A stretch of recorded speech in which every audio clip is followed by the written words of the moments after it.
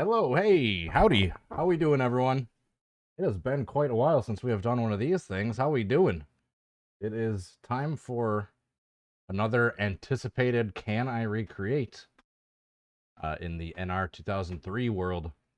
We been about 4 or 5 months. I believe Ross Chastain's Hail Melon, the last one of these that we attempted. And before that, it's been quite a while. Been very busy with work. You guys know how it is. I apologize. I missed you guys. I wish I could be making more content for you, but got a real job. Touring the country. Don't have too much time to be sitting on my computer streaming anymore. With that being said, tonight is an exception where for the first time in a few weeks we have a chance to recreate probably the most spectacular wreck so far of the NASCAR season. And that'd be Sam Mayer's flip from the Daytona 300 a few weeks ago. And that is what we'll be doing. Spent a lot of time getting everything set up before the stream started. Amanda just already. Emak.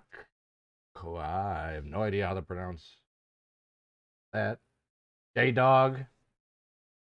Kursky, how we doing, everyone? Thanks for tuning in. $50 Patreon. The highest reward I ever had was $15. But how we doing? Good to see you here. Thanks for stopping in. By the way, I meant to mention that Patreon is kind of on hold right now. I kind of been an unspoken thing for a couple of years now, but just with how busy I've been and how little I'm able to touch my channel, yeah, I'm not really advertising the Patreon anymore. So, hey, hopefully everyone understands. What else? So, we got the roster from Stunod Racing.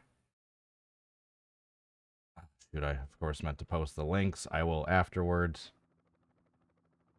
I just do that right now. I don't want to hold up the live audience. No, I'll do that afterwards. There's gonna be more people that watch this retroactively than live, I'm sure, so I won't hold up the video. But I went through and got the roster that is available over on Stunod Racing, and the link will be available if you're watching this afterwards. And yeah, we went through and set up the qualifying. Hold up. Hey, we went through and set the qualifying order. Oh no, don't tell me because my game crashed. Oh, hold on. There we go. I was just so used to hitting no. EMC? I'll have to go back. Yeah, if that's true, I will certainly send that out. Yeah. Like I said, I've been inactive on Patreon for a few years, but that is true. Thank you so much for your support. And yeah, I will go back and check that out, make sure. And if there's something I need to send out, I will certainly do that. Alright. Yes. So now we got the proper qualifying order. Justin Allgaier at the time of the wreck was leading. And then Sam Mayer made a run on the outside. Got out of control. Went outside into the, or excuse me, back out into the outside wall. Let me turn this volume down so I can hear you guys. And in the process, he hit the wall, got airborne, got upside down, and slid on his roof. Basically halfway down the backstretch until hitting the grass and coming to a rest back on his wheels. That is going to be our objective for the evening. We will blow over, and I am trying to sneak in the inside line, and I will explain why in a sec. If you remember watching the video, Justin Allgaier had that big lead. Why are people making sounds behind me? But we are going to get the run. If you remember, Austin Hill won the race. There he is back in the 21. Gonna hope that he catches up. I think we let the 71 get a little too big of a gap. We're gonna look low, then look high. Uh-oh, we're out of control already. Oh, we're into the fence. Oh, my. That's a hell of a way to start. Wow. I did not spin properly. I did not do anything the correct way. Yet we still somehow got airborne and up into the fence. Figure that one out. Yeah, we got hit by Brandon Jones there in the... No, that was Myatt Snyder, excuse me, in the 19. And up into the fence. Well, that's a hell of a way to start. All right, let's try that again. So, as long as I've got the roster and the qualifying order set, if anything needs to be adjusted with the track INI or the, if I want to change the running of the drivers, obviously Allgaier stays out front, but I might end up switching Nema Truck, Nema Xfinity, and Austin Hill. Because in a lot of the tests I was doing, mainly to get the thumbnail, John Hunter Nemechek was usually the car out front when I started wrecking. And obviously we need Austin Hill to be the car out front at the time of me going upside down if we're going to have everything be as accurate as possible as far as the real life finish goes. So we're going to keep trying, but yeah, if anything needs to be adjusted, we will be able to do so. All right.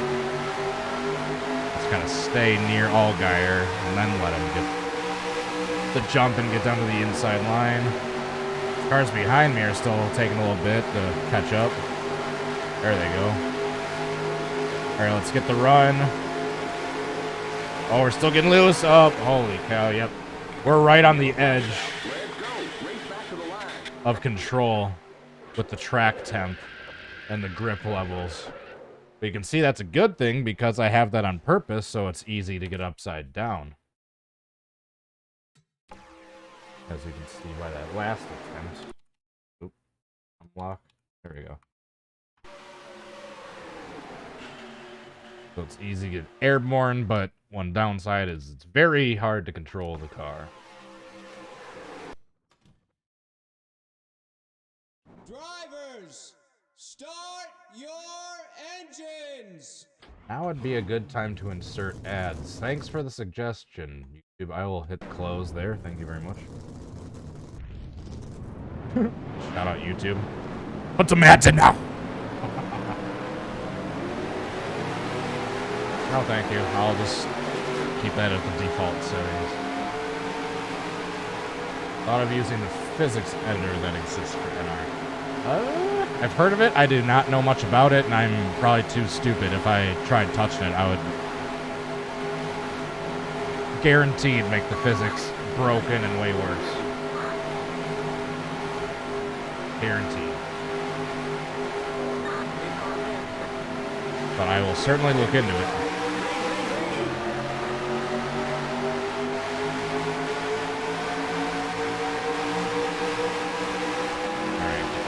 Allgaier, let's actually get to the backstretch this time. There's a black logo on the inside pavement. Oh my goodness! I keep doing it. Oh. Hey, we stayed on all fours. Save it, don't hit the wall. Oh, yeah, we're good. Alright, let's take a quick look at that replay, but yeah, that's...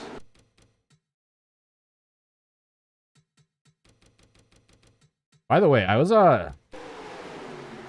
actually exporting the video to turn into the GIF for the intro of the wreck itself down in the corner. And as I was exporting that earlier today, my computer crashed for like the first time ever. So if my stream just randomly freezes for like a few minutes and I come back, that's probably what happened. Drivers, just a heads up. Excuse me. Engines. Physics editor, yeah, I'll certainly have to look into that. I was always skeptical of that Better Cautions app until I tried it. It's like, oh, this works great. Yeah, I'll certainly check that physics editor out. Oh yeah, shush.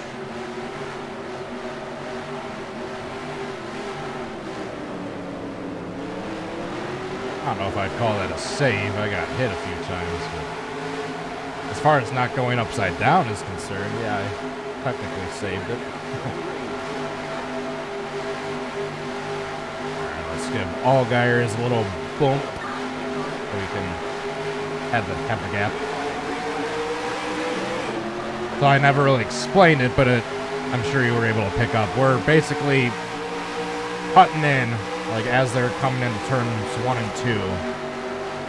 So if, like, I get a good attempt, like this, like, right here, so is where I would start the footage. Oh, not great, but we're still gonna try it. Oh.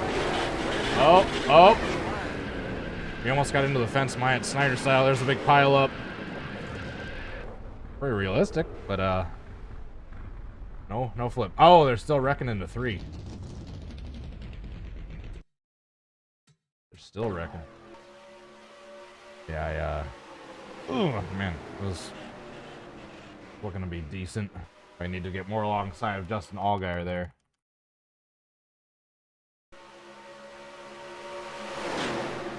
Yeah, and I obviously hit the wall, and I booped the race leader, or the race winner, out of the way. Caused a big pile up. Hold up. Oh no, Austin Hill wrecked. That was one of the cars that were still wrecking way here into turns 3 and 4. Alright, let's go ahead and restart that. Drivers. Yeah, speaking of the Myatt Snyder crash, this is pretty much the same version of the track with all the same edits that I used for that can I recreate about a year ago or so. The track temperature is about -110 or so. Makes it really easy to get airborne, but makes the track really slick. Yeah, I think you're right. I'm probably going to end up having to swap John Hunter Nemec Xfinity with Austin Hill. Or I could, hold on, let me try something. I haven't been really focused enough on... Oh. Nemechek's not cooperating. Never mind, so... I was going to kind of check him up and let Austin Hill go by on the outside. That's kind of what's happening now, but it happened too late. Yeah, I bottled everyone up, and now we're too far back from the leader. So I'll still try to get up there. Oh my goodness, I just keep hitting that outside and... Oh. Big crash. Oh, I'm heading to the wall. Ow. This is actually a pretty big hit. Despite how much speed I had scrubbed off. I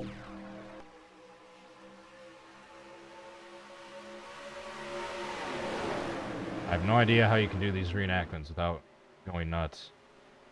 How do you know I haven't? That's the thing. By the way, the stream's not like stuttering or jittering at all, is it? Hopefully it's not. Been having some issues. I think it's just with my display internally and broadcast out, like the output through the stream and the recordings. Seems fine. There's something between like my graphics card and my display that's going on where there's like some jittering happening.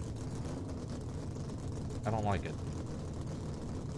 Paid all his money for a 3090 Ti and now I'm still not having the video results that I want. But it seems to be coming through fine on the stream.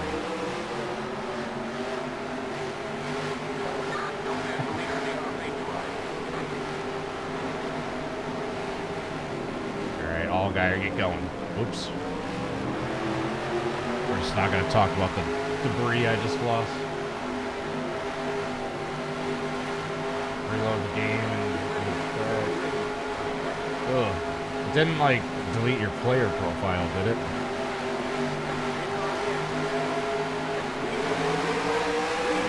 There we go. That's what I was trying to do last time, letting Austin Hill get a bit of a jump.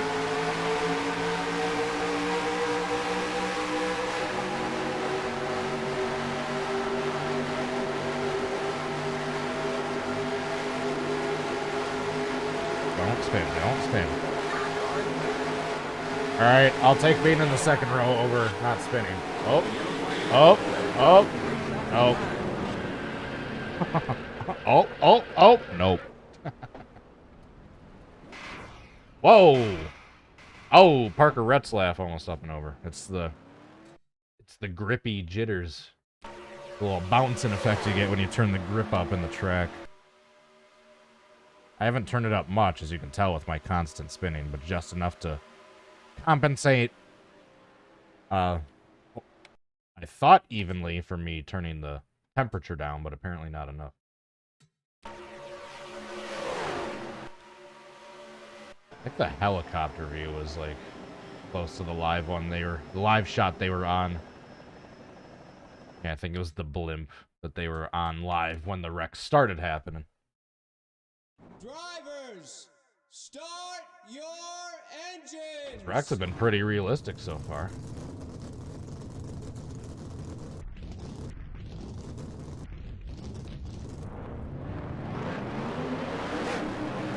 Airborne wise. Nope. Nemechek is like, nope, I'm not waiting for you again.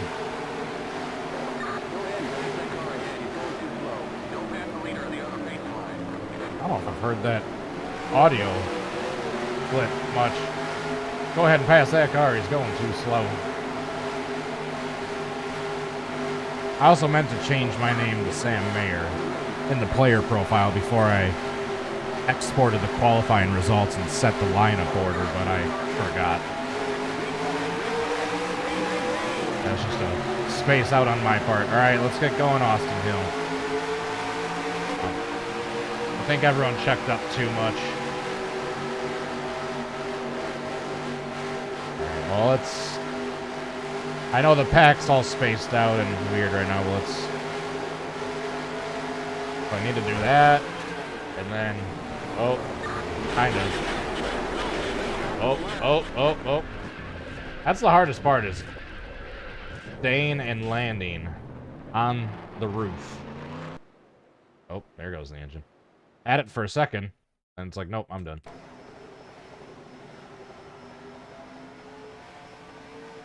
We got like 2-3 wide back there, so the pack I seems to be alright.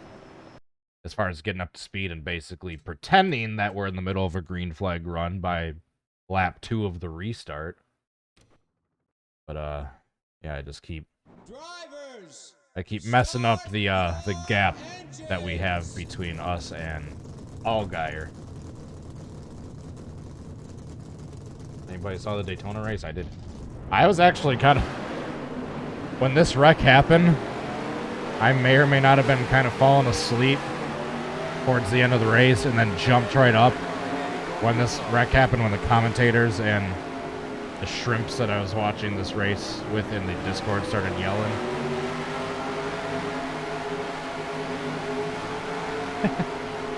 These things may or may not have happened.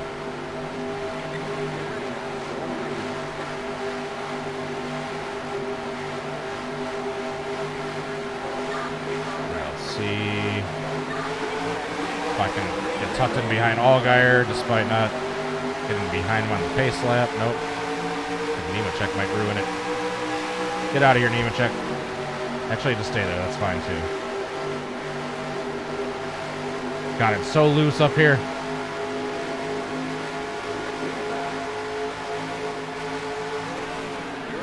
Oh. I keep, I mean, I'm flipping, but I'm not flipping in the right way. Oh! Almost AI drilled the inside wall. Who was that? I think that was, the 92. Kristen Long, average NASCAR and Sonic enjoyer, antiseptic Lucky 59, base tugboat David Whitaker. How we doing? EMG, appreciate y'all tuning in. How we doing tonight? Yeah, one of these AI hit the inside wall hard. Yeah, it was the 92. Damn, you can hear it right there. Where is he? There he is. You get airborne? A little bit. Bam. Yeah, stuck into the wall a little bit.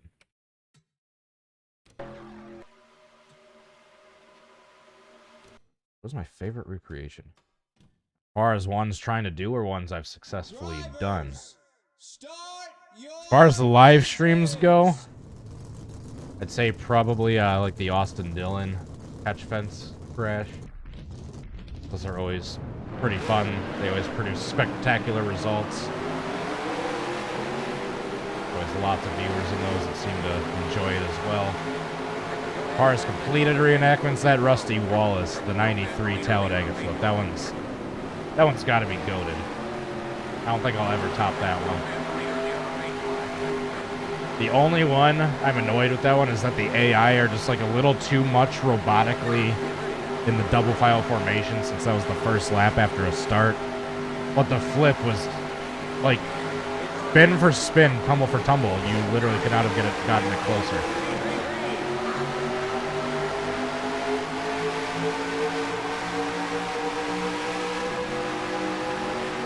Can you recreate Rusty's flip at Bristol? I've tried multiple streams in the past.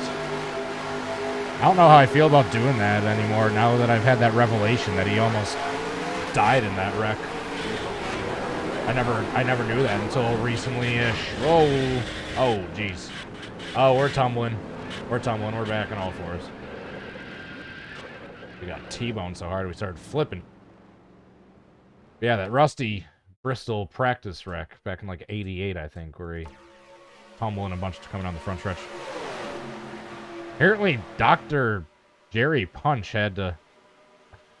I want to say a tracheotomy, but I don't think that that's correct. He had to do something with his airway, like in an emergency situation, basically, to make him able to breathe on his own after he knocked himself out in that wreck. And he could have died if Jerry Punch didn't rush there to the scene of the accident. So, shout out Dr. Jerry Punch.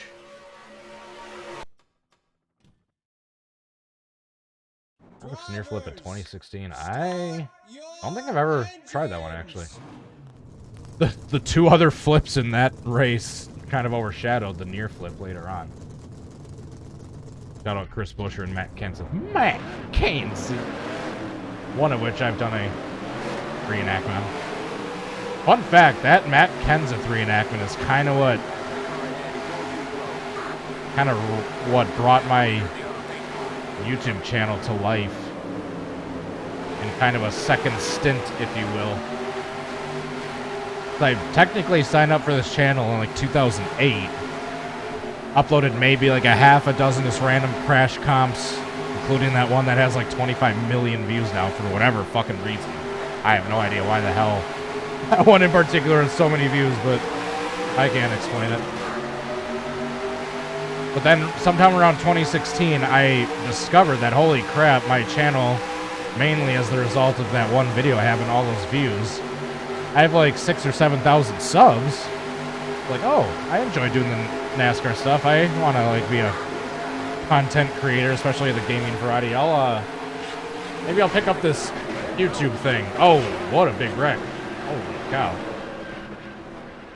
And I just uploaded some random just gameplay stuff here and there through like the majority of 2016. It was the start of 2016 is when I discovered the views and subs I got as a result on this otherwise dead channel I hadn't touched in like 5-6 years. And then yeah, I discovered that. Just started uploading this random just stuff intermittently for like the first part of 2016. And then that wreck happened. It's like, oh, I remember when I tried to do like reenactments back in the day, just messing around. Rocky PC48 was one of the big reenactment dudes. Pascal 3CZE, if I'm remembering that correctly. Some of the reenactment godfathers of the NR2003 community. But yeah, then I was watching that 2016 was the Aaron's 499. I think it was the spring race. And zip flips. I was like, holy cow. I think it was...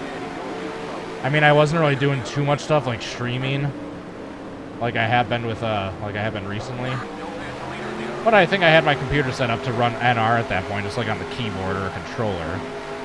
It's like, holy cow, that was a spectacular wreck.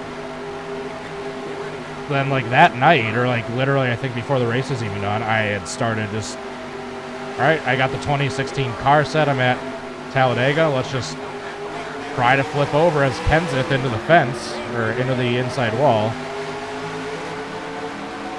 And wouldn't you know it, one of them, it was not perfect, but it was alright, good enough to edit. Good enough for I was like, I can use some fancy Camera Control Master work and some editing in Adobe Premiere. I can maybe make this look not too bad. Oh, and I screwed that one up royally. Oh. And yeah, sure enough, I edited that together and exported it in what is like one of my first ever. I know I had done like one or two like random ones before that, but that was what I consider pretty much my first ever NR2003 reenactment, is that Kenseth one. And I uploaded it. I think it was literally that night I had it uploaded. And I think I woke up the next morning, I had to like 2,000 views. Which I know for a channel that like had a video where one video had like 20 million views. I mean, 2,000, I mean, that's nothing. That video I had posted in like 2010, and it just accumulated all those views from what I assumed were bots. Like over the course of a time in the channel where I just wasn't even checking in on it. So this is my first experience of posting something actively and then like immediately checking in on the results and seeing, holy cow, they got like 4-figure views overnight. So yeah, well, I know I've been kind of rambling, but long story short, that Kenseth wreck in 2016, that flip, and the results I got from doing that reenactment was kind of what sparked this modern era, or modern-ish era of this channel, with the live streams and the Can I Recreates and the reenactments and that whole jazz. So shout out Matt, Kansas.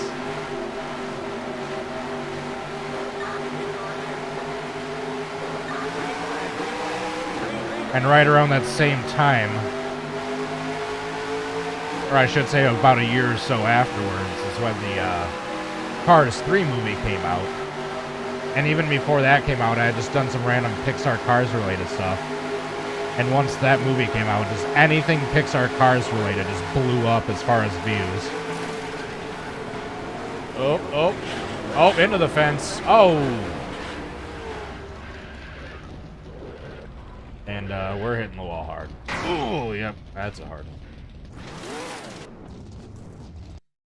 And yeah, there's that summer of 2017 in particular, my channel, I think, probably had its biggest growth of any like individual year ever, aside from maybe like 2020. And yeah, that I think that little boost I got from doing the reenactments in 2016 and starting to do all my live streams, and was young and doing that, didn't really have too much experience. It was kind of exciting. It was new. I didn't know what I was doing, along with kind of the success my YouTube channel got as a result of the little economic boom of the summer of 2017, as I want to call it, thanks to Cars 3. It's kind of what led the channel to where it's at today. And now, for the last couple of years, it's been my hobby. For there are a couple of years there, I was trying die hard to be like content creator. I want to be a YouTuber.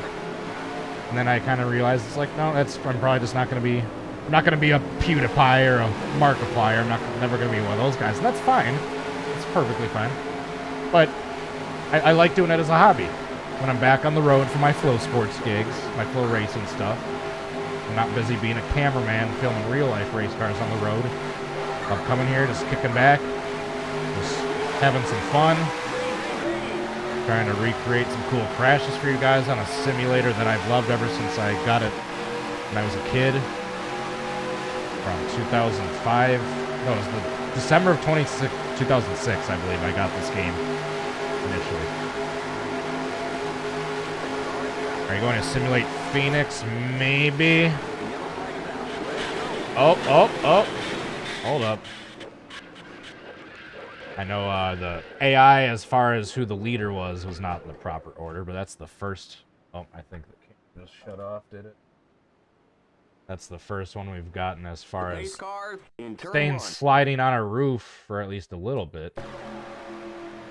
By the way, intermittently, I think every 30 minutes or so, I'll have to switch the camera off and on. Instead of using the webcam, I'm using the like the preview mode of my DSLR, so I get a way nicer quality. I get the bokeh, the nice soft background, but in preview mode, it won't stay on even with a power adapter. So I'm not operating on battery. I've got it plugged into the wall. But that being said, it won't stay on any longer than Drivers, start your 30 minutes on its own. engines. So that's why I gotta switch it off and on every so often. By the way, I keep doing the spin wrong. I need to hit the wall with the the left side of the car, and then spin around and flip over. I keep spinning all the way around and getting the back end backwards before I'm even hitting the wall, which is getting the back end up into the catch fence. Thanks, Space. I appreciate it. Bane, how we doing? Ronald Jones. Even with Cheetos, that sounds messy. Sounds like too much orange powder. 3K 2021 Wheeling Modified Tour New Hampshire. I'd have to check that out. I'm not even aware of what that is. Much as I try to consider myself a... Oh! I did not mean to do that. I am sorry, Justin Allgaier. Oh! We almost flipped over there. We stayed on all fours, though. Oh, man, that was a hard crash. That was similar to what happened to Noah Gregson last year, I think, where like someone underneath him got hooked or loose, and he just got turned head-on into the wall. But, I think one of these times, too, I'm going to switch Nemechek and Austin Hill in the running order, just so at least, if I do get a good one, Austin Hill can... Unless I start majorly tweaking the I&I or just get really, really picky with, like, the AI pack and how they're running. Probably not going to be too many attempts where I get a good flip and also have the top three be, like, 3 wide with, like, the photo finish as the caution's coming out. So, but as long as I get the leader, the eventual winner of the race, Austin Hill, to be the car out front, getting past the wreck, that I'll be happy with that. Drivers, start your engines. Ooh, Richard Petty, 1961. I need to, maybe I can pay someone. I've tried figuring out Sandbox, the track editor program in this game. I cannot get it to open. I can't figure it out. It just crashes my computer. It crashes the software. I need someone to go into one of the, like the 1960 version of Daytona and just remove the outer walls. Remove the invisible outer wall. That's all I need you to do. So I can do that Richard Petty crash.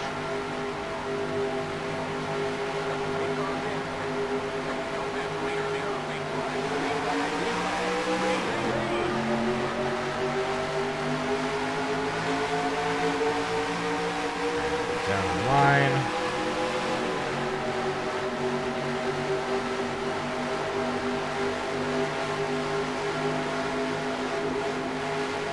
Oh, I screwed that one up. I want to try something here. Just for the hell of it, let's have a big blowover into the grass. Oh, that's gonna... Oh! I was gonna say, that's gonna be like a Rusty Wallace, but I clipped the wall. Got some spins going on there. That was just for fun. That obviously was not part of the reenactment. Get the far camera shot from across the track. Get airborne. Get into the fence. Start tumbling. Oh, hit that inside wall harder than I thought I did. Let's watch it from that camera stand of the camera that's right by the impact zone. Here we go. Boom. How we doing, Eric? Oh, got a pile up. They're wrecking long after the initial wreck. Oh, I think it was Allgaier coming back up the track. All right, let's do one more, and then I'm going to what the hell I just said there? I'm going to switch Neem Xfinity and Austin Hill in the running order. We can at least get Austin Hill out front if we do get a good flip here.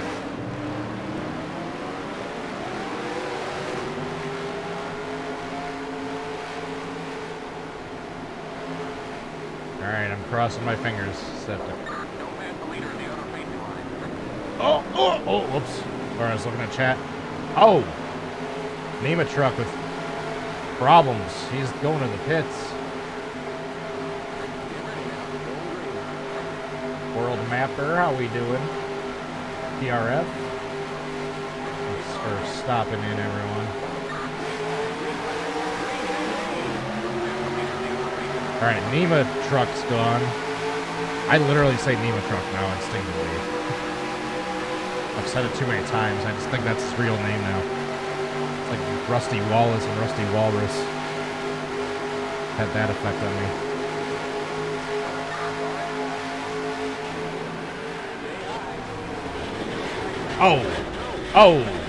Oh, we got the winner upside down. Austin Hill up and over. Sliding on his roof. He's still upside down. Oh, he might... No. He's going to stay on his roof the entire way down. Stay there, Austin. I'll get you. Oh. Clear outside. Yes, I got him back on his wheel. Oh, man. That backfired a little bit. Never a good thing when the car you need to be out front of the pack ends up sliding on his roof the entire way down the backstretch. That went over like AJ Allmendinger at Talladega way back when. 4, 5, 6. That was 6 years ago now, damn. It was 2017 where AJ had that flip at Talladega where Chase almost went over as well. Here we go. BAM!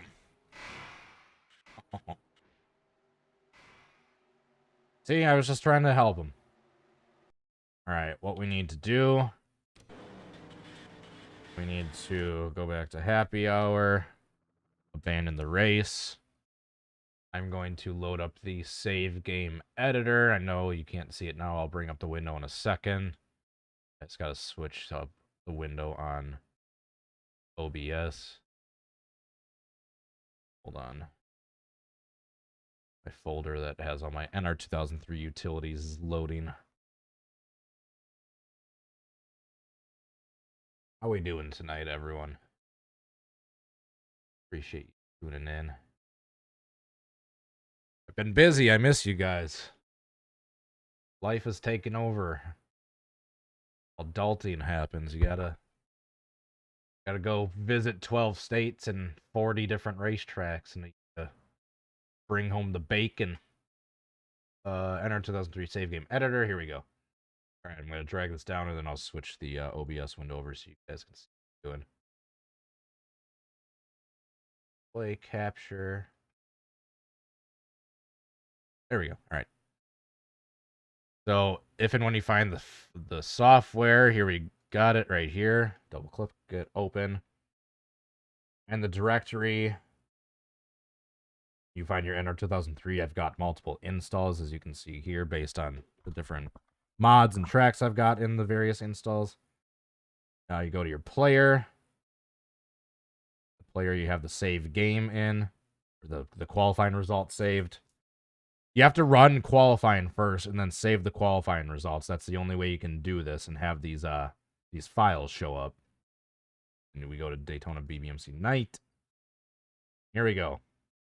All we got to do is click on Austin Hill and just switch him with Nema. Check. Almost said truck there. Save. And then I go back into OBS. R2003. And we should just be able to load the session right back up. I'm just going to click back just to Should be able to load the session right back up, and they should be switched, I think.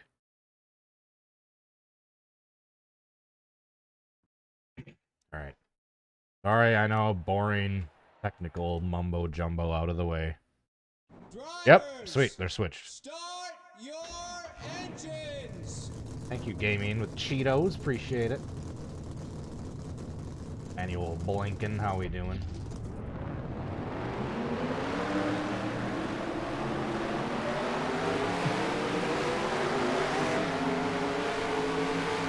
Alrighty, we're back. Had to do a couple quick settings changes to. Oh. I might tweak the I and I as well.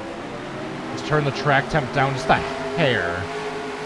A couple times where I'm getting too airborne, and the track is very slick, which is in turn spreading the pack out a little bit more than I'd like them to be.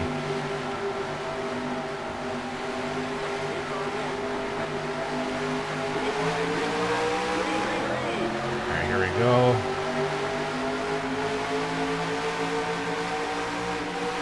I'm just going to stay alongside Allmendinger. I'm not even going to try to catch up to him like from behind and then slingshot, because that's just... that keeps screwing things up. Oh, I screwed that one up too. Oh! Right into the windshield of Stephen Parsons. Jeez. Thank goodness, this is just a game. Would have caved that roof right in. Landed directly on top of that car. Find the 45 here. Switch the camera. Frame by frame. Oh, hold on. It says Parsons, but the window banner says otherwise. Is that like a last second substitute? Oh, no, actually he was fine. I thought that hit more on top of the roof.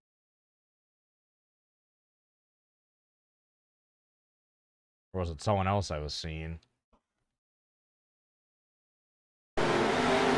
Chandler Smith, that's who I saw. Yeah, that's what I saw. Right. Boom.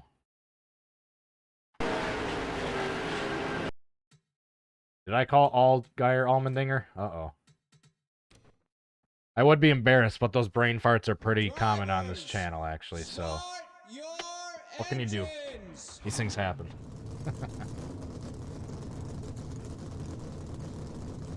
Macarella got sick in the exchange. Alright. Alright, sweet. So that was a correct guess. He was scheduled to run, but I put Stephen Parsons in at the last second. Thank you for the info. Clarification. It's, not this time, but next time I'll go, oops. I hit this C button. I'm used to playing Beam too much. I was trying to change the camera. There we go. We'll do an onboard attempt next time. Give you guys a little different perspective.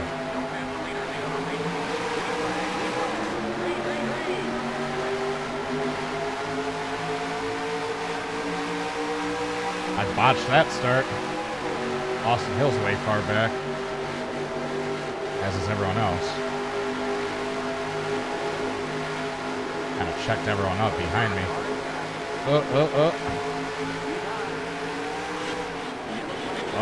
Oh! Stay spinning. Oh. Once I get upside down, kind of spinning around is going to be the only way I think I can stay on my roof without flipping back over too early. Alright. That was actually pretty decent, right? Not like the setup with the AI, because obviously Allgaier was too far forward. Hill was not in the lead. As far as the spin... come on. I'll just hotkeys. Mouse is having issues. The spin... and then into the wall. That flip was pretty good.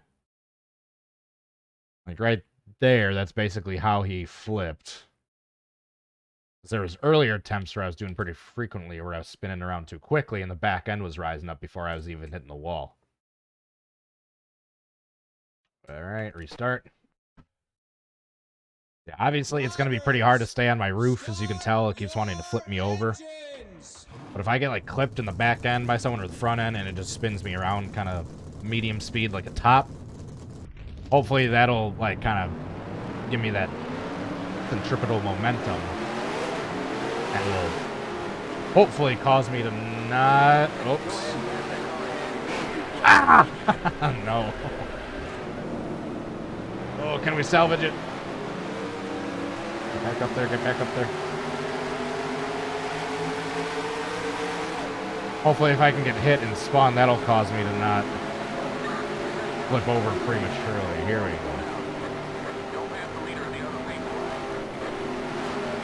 Alright, we saved it.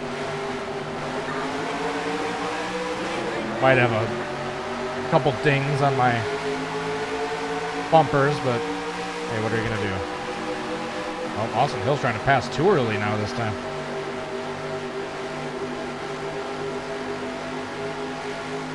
Top three are out a little far ahead of everyone, but whatever. Oh, yep, I spun too early that time. Oh! We basically pulled the perfect Mayat Snyder, but no cigar there as far as the Mayor wreck. Family. Not John.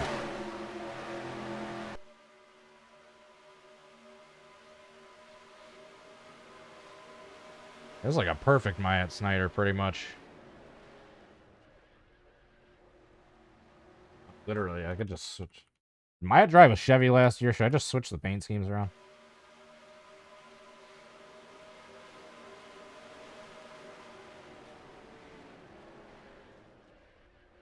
I think it was like maybe 100 or 200 feet too early.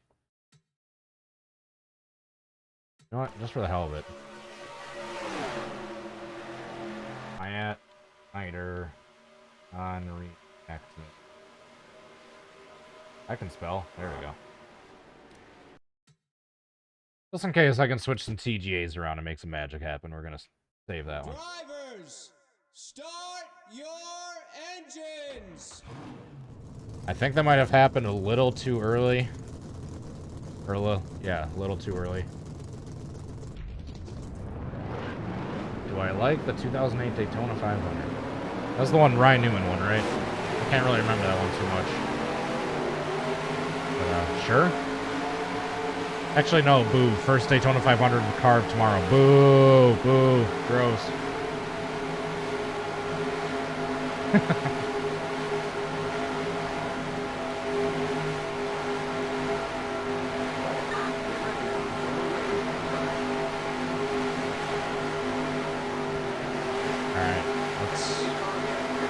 Actually get Hill to pass us.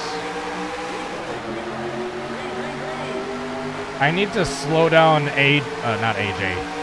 Justin, there we go. Justin Allgaier, just enough to have, oh, I did the thing, Let's go. Race back to the line. There's too much debris on the track. Inside. Whoops. We're not even gonna watch that back. Drivers, start your Fast lane. engines. Run a fast lane before. Especially for my crash photos during reenactment research.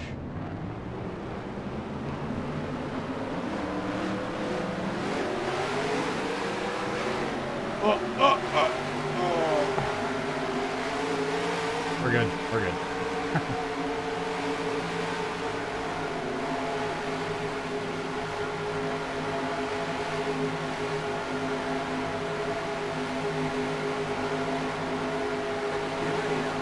Alrighty. This one's gonna be a good one. I can feel it.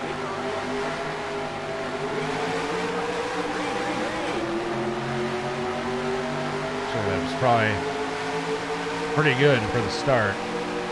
Now, Hill's going to be right up there, but I need to get around both of them on the outside without spinning. That's a feat easier said than done. When you're dealing with talent as non-existent as my own. Alright, that's another one we're just gonna pretend never happened. What attempt? I don't know.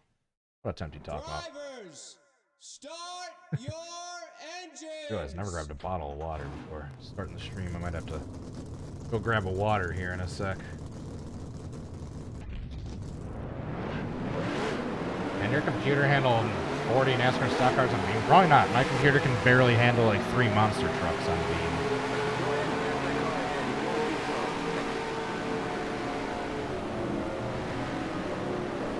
I mean, 2000 what? Be more specific. 2007 was a great year for NASCAR. I miss those next gen, or not the next gen, the old gen, the Gen 4 cars. These things were works of art.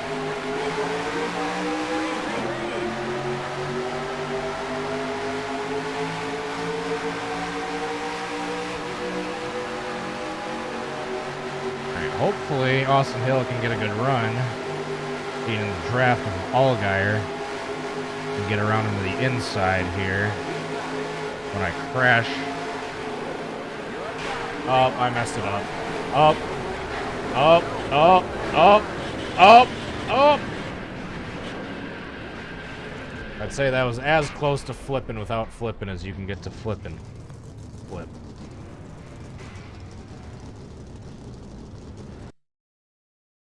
It's floating like halfway down the backstretch. Watch this camera, yeah. Airborne, airborne, still airborne, still airborne, still airborne, still airborne, and finally back on the wheels. What's the mod? This is the NXS20 mod. I believe it's hosted on Stonut. I meant to post the links beforehand, but I'll post them afterwards instead of holding up the live audience. I'm just gonna... I don't want to keep you guys waiting. But yeah, shortly after I hit the end stream button and the video's done processing, I'll have the links available in the description. The NXS20 mod, Daytona BBMC 2020 night, and the roster is also available on Stun Odd Racing.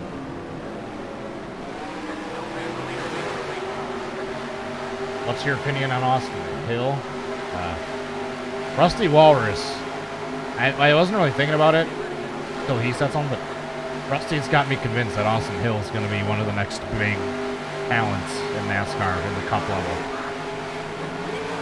And I'm convinced now that he's right.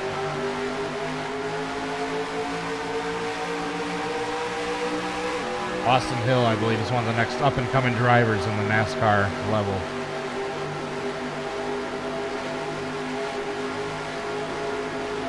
Alright, speaking of Austin Hill, hopefully he gets by this wreck. Oh!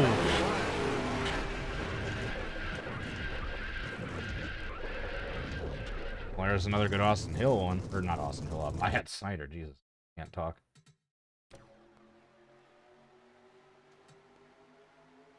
Did he get past him there? Oh, nope, not quite. What I'm learning is I guess I need to do a part 2 to a Myatt Snyder stream. 'Cause yeah, these crashes are basically identical to Snyder's wreck. Should have done that one tonight. Who knows, maybe if I've got time, maybe I'll do that one tomorrow.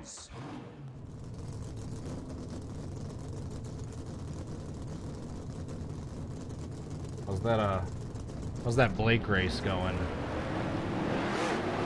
That 87s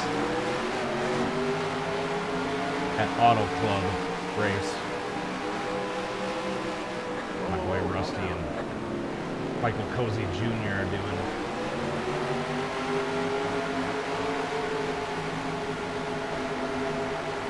Yeah, why am I blocking?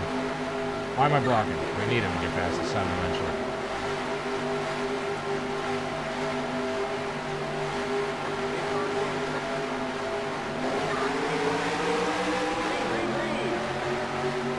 Alright, hopefully Austin Hill gets a good run. I can slow down Justin Allgaier enough. We need that 21 to be in the lead at the time of me flipping over.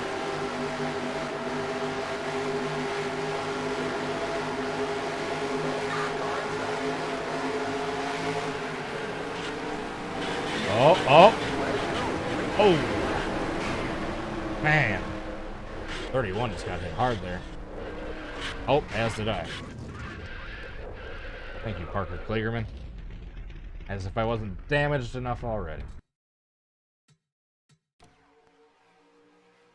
That was, oh, yeah, the 21 didn't get by that time either. Start of that was basically perfect. As far as the blowover goes, I just did not stay on my top. Nor was there the correct driver in the lead. Get upside down, stay spinning. Yep, on my roof there. If Austin Hill could have just gotten out front, and I could have stayed on my roof until hitting this grass right here. Oh. But sadly, that was not the case. Drivers, getting hungry already. your Only an hour in the stream and I'm engines. hungry for dinner. Bought some instant noodles earlier. That's gonna be my dinner. They're like a slightly fancier version of ramen.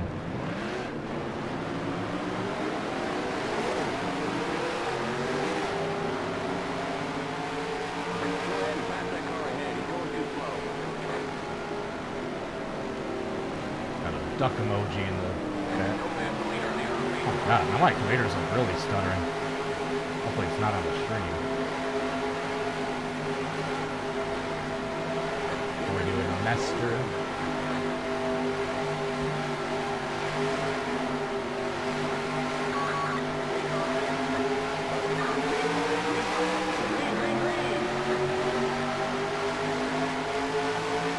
Was Allgaier in the wreck? I can't even remember. I know he was near the front at the end. Was he actually involved in the wreck? I don't think so. He might have to be in this reenactment in order to get... Oh. Did not mean to do that. Oh, this is going to be a big one. Oh! Oh, my goodness.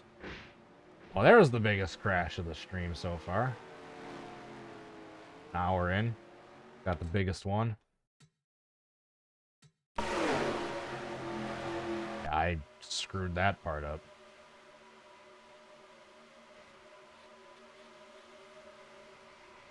Yeah, I love Ryan Newman. It was we're talking about that 2008 Daytona 500. I was just saying ew, boo, because of the car at tomorrow, not because of Ryan Newman. That was just not a car at tomorrow thing.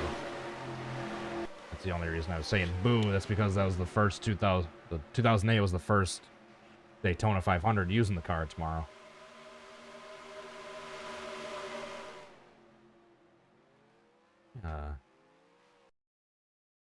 Yeah, it's coming through buttery smooth on the stream. It's weird. Something's going on between my graphics card and my main display here. It's just a bunch of stuttering. I think, honestly, it's probably because I'm using a TV. It's technically a TV, not a monitor. I might just have too much bandwidth or bitrate, whatever you want to call it, coming through the cable that the TV can keep up with because I'm doing 4K output. Which is weird, though, because on my 1070, it worked fine, especially with NR. My display is 4K. I would run NR 4K. Everything else I pretty much do in 1080. My applications and games. And the 1080 with the 1070, excuse me, worked fine, but I don't know. I might have to try getting a new display.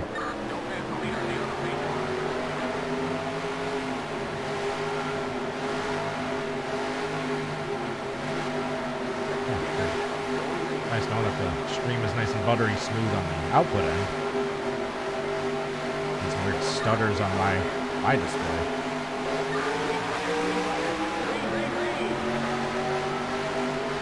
So part 3 of the 2007 Daytona 500 finish. I don't think Ben wants to help me anymore. He hates NR 2003. Yes, I know. The Ben crazy hates NR. Oh, I almost lost it there. Come on. Oh! Well, sadly, that's not even the worst attempt we've had.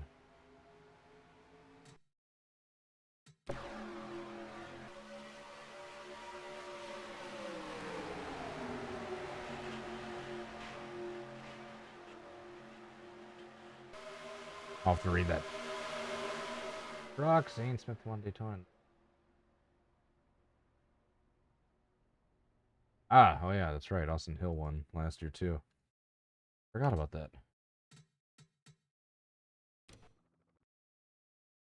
I forgot about that. Hey, look, an NR2003 emoji, because why not? Hey, look, let me tell you about Brawny emoji, because why not? Hey, look, Cody H. Clown emoji, because why not? How can you get those emotes, you might ask? By becoming a channel member.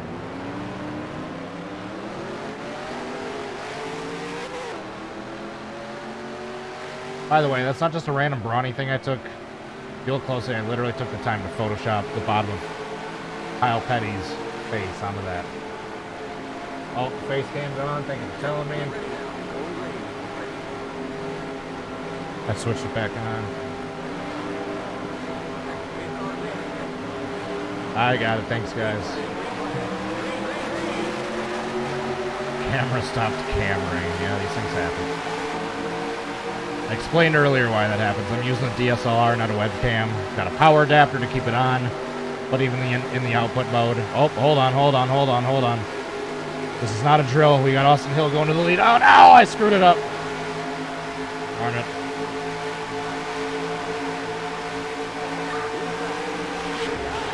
Oh my god. Oh, keep it going, Allgaier. Oh no. Oh, big crash. Oh, we got cars flipping. Jeremy Clements upside down.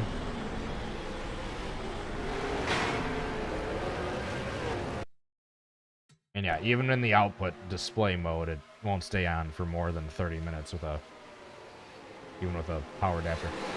What a save by Allgaier there. Oh, Austin Hill and Jeremy Clements went upside down. Multiple cars involved.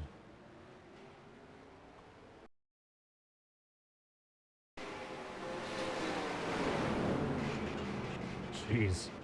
Who's on the OA? Was that Greg Galding that just went around and tried sneaking by the outside and was basically the reason the 21 went flipping in the first place? Yeah, that was Greg Galding. Flying. Boom. Actually, I think the 21 was going over before that.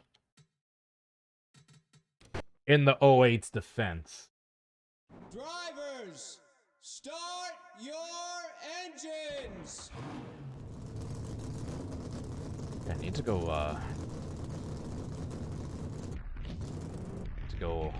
get a bottle of water soon. 2003 Daytona 500. Can't even think what the huge one was.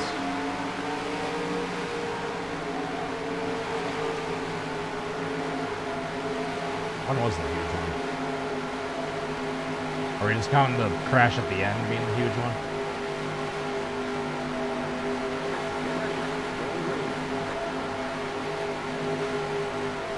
Yeah, 2007 Daytona 500 is goated.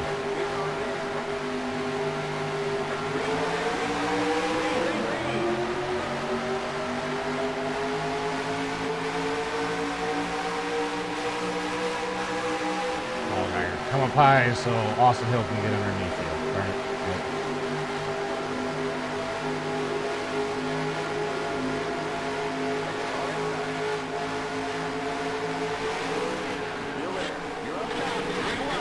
Oh, hold on. Oh!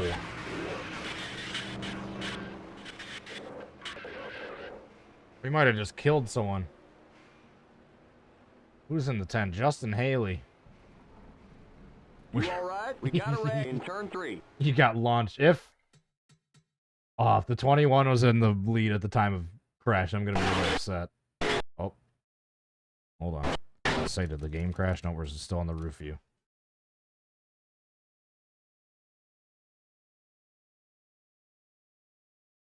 think we were spinning a little too fast.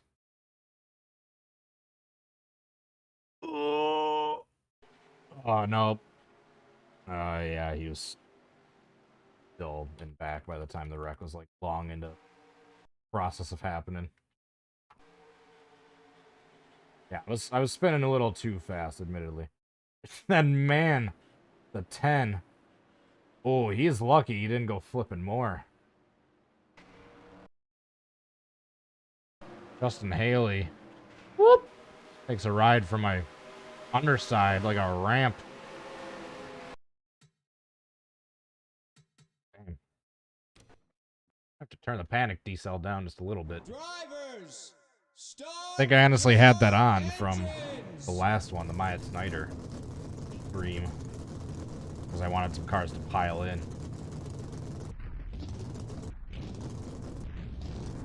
You alright?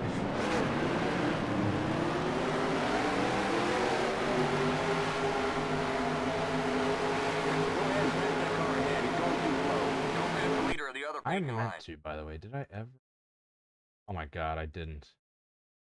I meant to post a damn tweet earlier saying I was streaming and... God, well, I just posted it now. And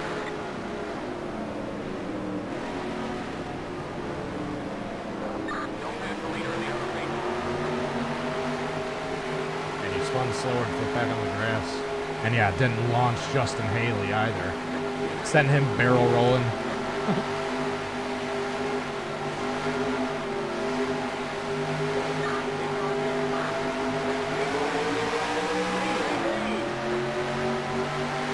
I think now the biggest challenge is going to be getting Austin Hill past Allgaier. Unless I just straight up spin Allgaier.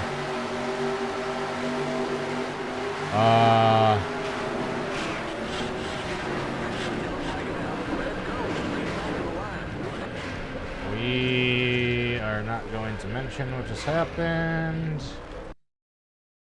Gonna do one of those, and hey, what attempt? I don't know what you're talking about. drivers, start your engines. There we go. Yeah, now the tweets, but I literally meant to do that when I hit the live button earlier and just forgot.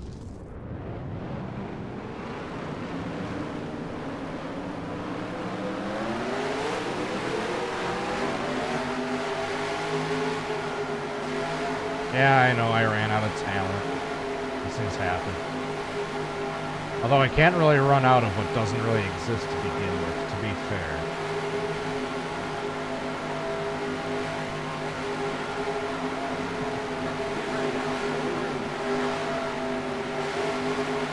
Alright, let's keep on trucking.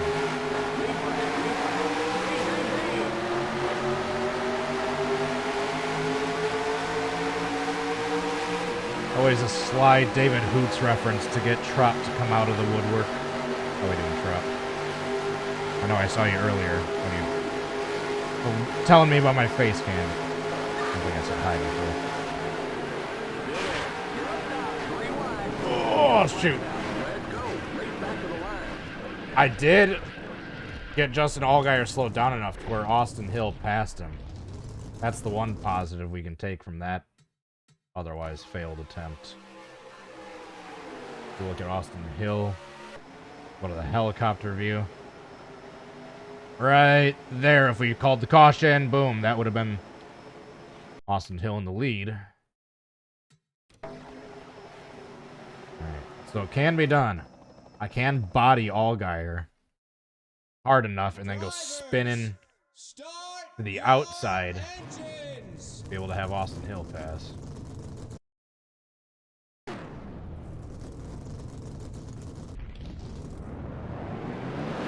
I think after this, I'm gonna go grab the bottle of water I keep talking about.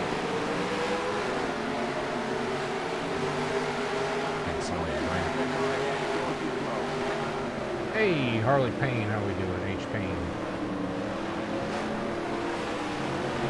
Redline overload. Next! Wow, this is so low.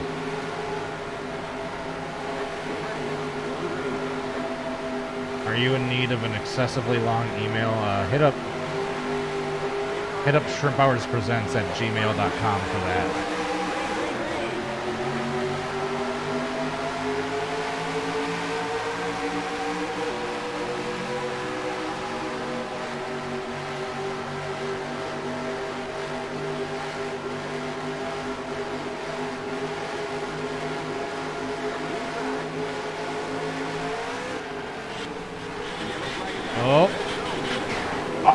my god. That was looking so good too, and then I just got absolutely murdered. Who was that? It was either the 24 or the 08, because they're the only ones that are You all right? stopped here with damage. Send them in, guys. Yeah, the new episode just dropped earlier. That was the 24 that absolutely assaulted me.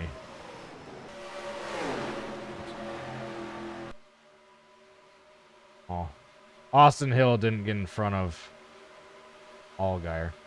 Worst case scenario, if I get a good attempt, I can always just swap the scheme of Allgaier and Austin Hill since they're both Chevys. I know the lead up to that then won't be accurate, but we can always just cut into the reenactment video like right as the wreck's happening if I otherwise get a perfect flip, but just Allgaier isn't the one like in the lead as they're going through turns 1 and 2. That makes sense.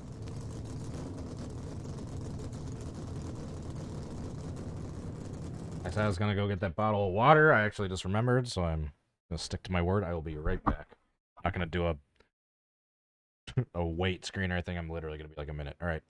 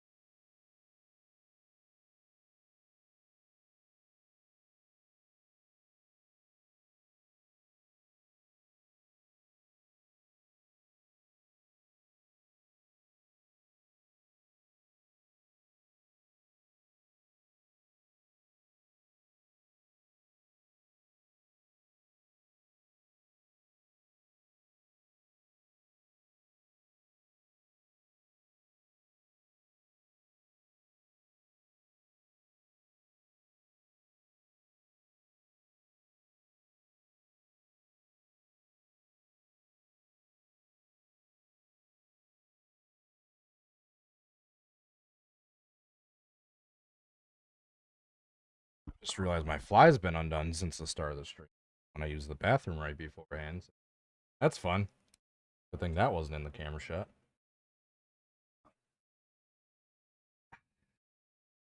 All right, we back. Now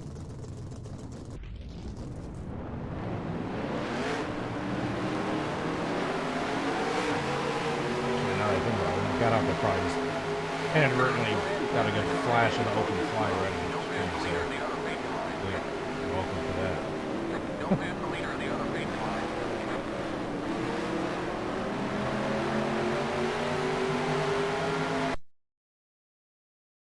Audio streams aren't big.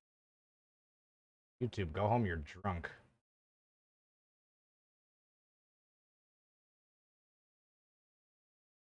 You guys have audio coming through? YouTube's literally telling me the audio stream's current bitrate 0 is lower than the recommended bitrate. Let me know if you guys have audio. Hey,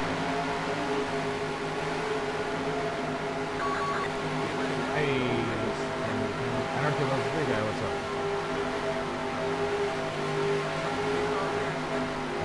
We'll see. We'll see, man. Oh, I messed up the start. Hold up. Austin Hill to the inside. This is not a drill.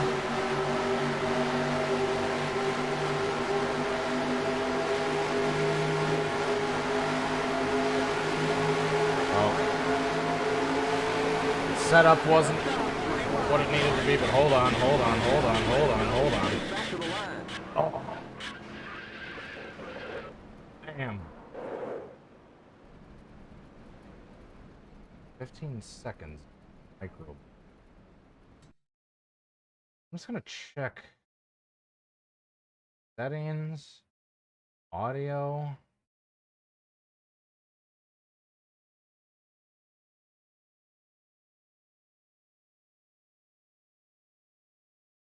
Output audio, bit rate, at 3. I see my audio coming through on the OBS. Go home, YouTuber, you're drunk.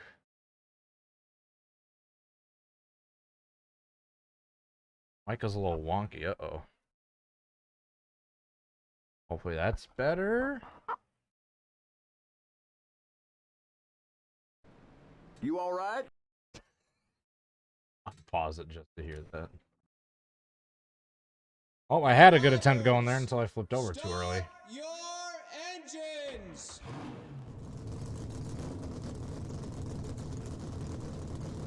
I'll look into the audio issues if we're having them.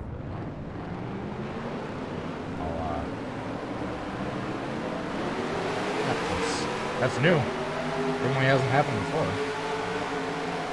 Normally didn't touch anything. You alright?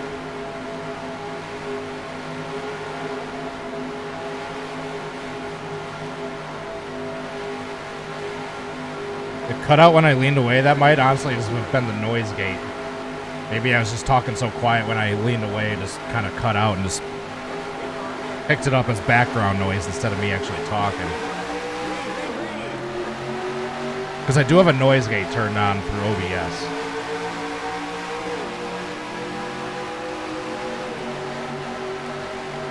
Alright, at this point, I'm not even worried if Austin Hill's in the lead. I'm just trying to get a good flip.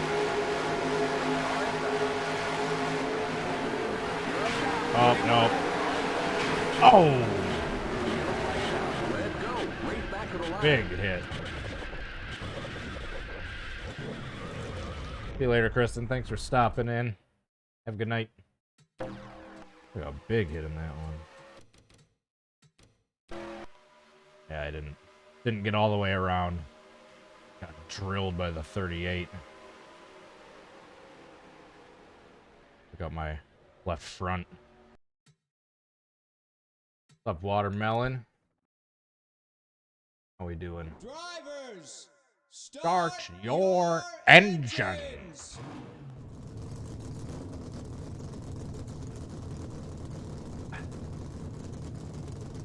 Oh, it's my drink holder over here. My brother got for me for Christmas. Well, clamp on cup holder for your sim racing rig. Something every gamer needs. Every sim racer. 69 watch. Nice. Nice.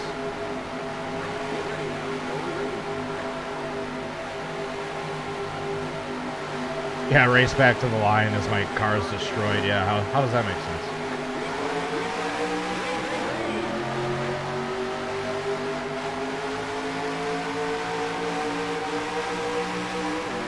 Well, if it's any consolation, that bit rate for the audio thing went away in YouTube, so it's not giving me that message anymore.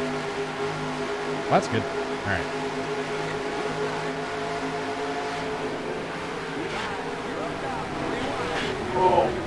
Oh! That's kind of cute. Hold on. Stay in your... You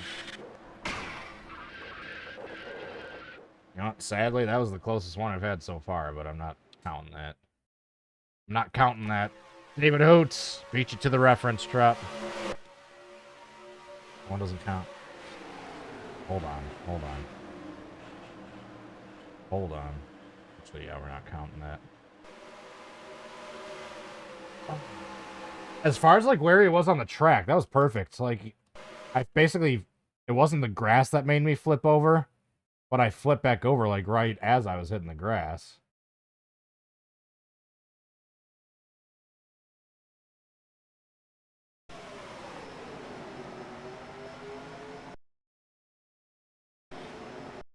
Ugh. You know what though? Like if I counted the caution being right there, that would be like the perfect 3-wide photo finish. Having Austin Hill in the lead. Like right there.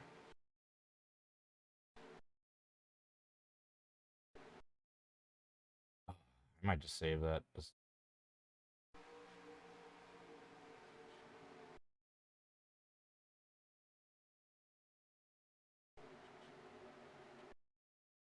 Spec.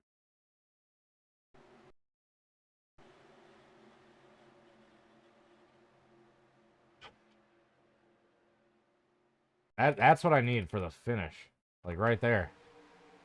Like have them be 3 wide right as I'm flipping with the 21, or at least the 7, who's another Chevy, out front. Right there. Like that's perfect.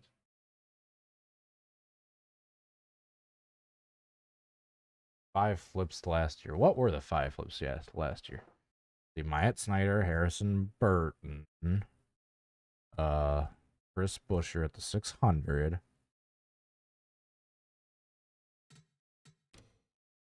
Just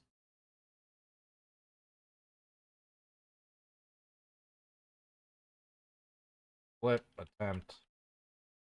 Sure, we saved it. All right, so at least it's not lost. All right, I got 3. Oh yeah, Jessica Friesen. Start your engines. What was the last one? Oh yeah, Jeb Burton then at Pocono. Yep, there's the 5.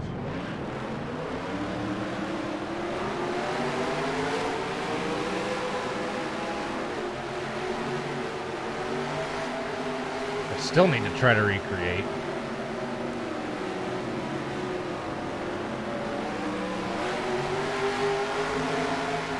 Oh, 5 flips last year.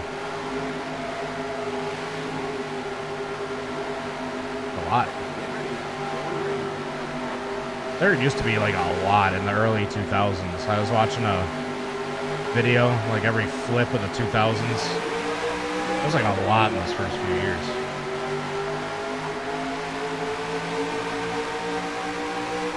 I can certainly try Jeb's flip. That one seems like it'd be pretty complicated to pull off. There's like lots of moving parts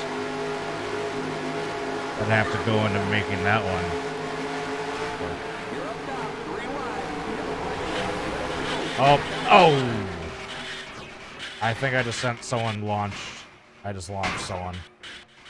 Yep, I hear him still flipping. Someone is launching. It's Alfredo. Alfredo's upside down. Yeah, the mid and early 2000s. 2005 had a lot. 2005 had one race where they had 2 in the same. Oh, holy crap. We had 2 flips over here. The 08 flipped. Holy crap. They both went for a ride. This is what happened to the 08 first. And then we'll go back and look at Alfredo. Jesus, I didn't even see this. Oh my god. Jeez. How did I not see him down there? Alfredo's car blocking my view. Alright, and then where's the 78?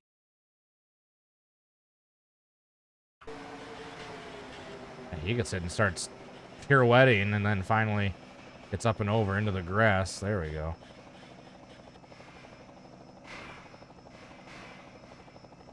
Lands upside down. Damn.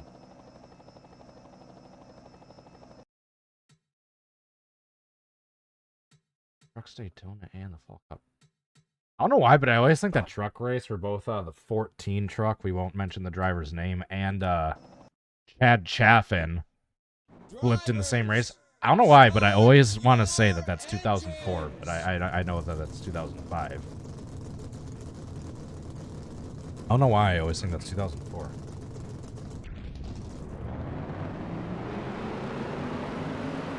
Was that the same Speed Weeks with that massive ARCA crash? Is that 2005 as well? Todd Cleaver flip.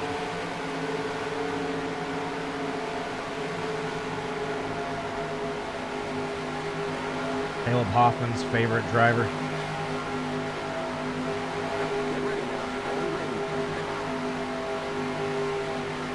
Am I wrong? Was there a blowover in 2011? The Regan Smith? No, that was 2015. Jesus Christ. Right? Yes, no. Can't remember. If there was a blowover in Xfinity in 2011. My brain's starting to fade. Oh.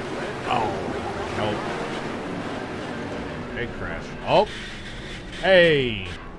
Oh, we might flip a lot, actually. Nope. Settle down. We're good. Oh, we got hooked by Brandon Jones. Car outside. Oh, bro, engine's dead from the flips.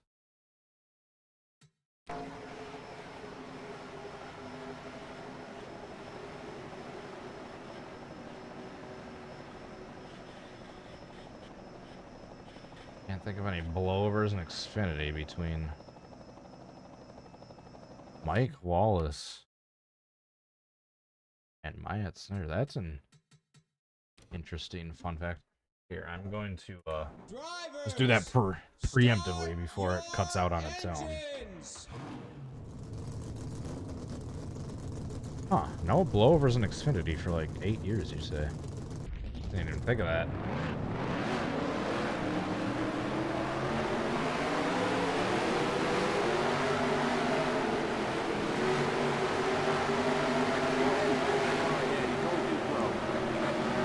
My attempts from 2007 finish.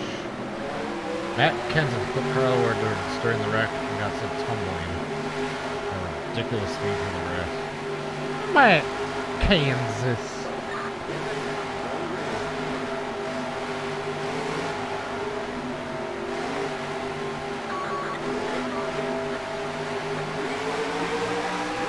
I think my biggest obstacle, aside from getting these cars to stay 3 wide at the front, is not getting hit by someone one upside down.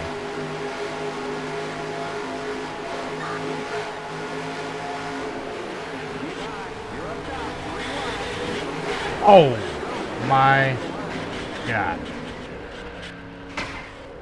We'll be seeing you. Yep. Jesus. I'm pretty sure I got drilled right in the driver's side roof, if I'm not mistaken.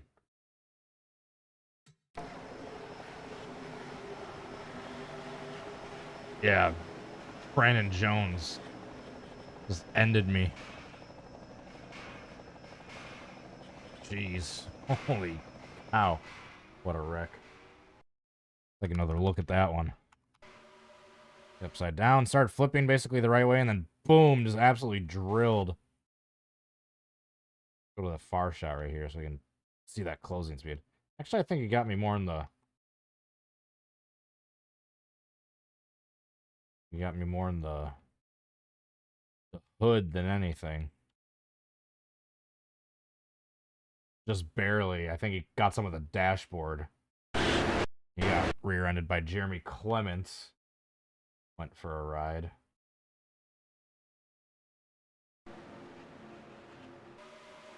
And then it is just hang on from there on out. Damn. What a wreck.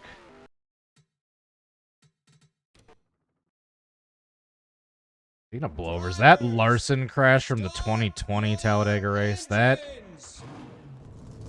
might be one of the greatest crashes in recent memory, and we don't have like a single continuous TV shot of it. You got to splice like 3 different camera angles together to get like a clear view of what happened.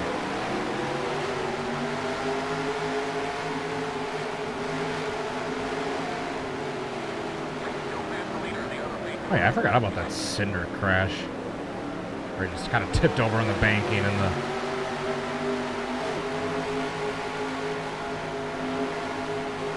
turn.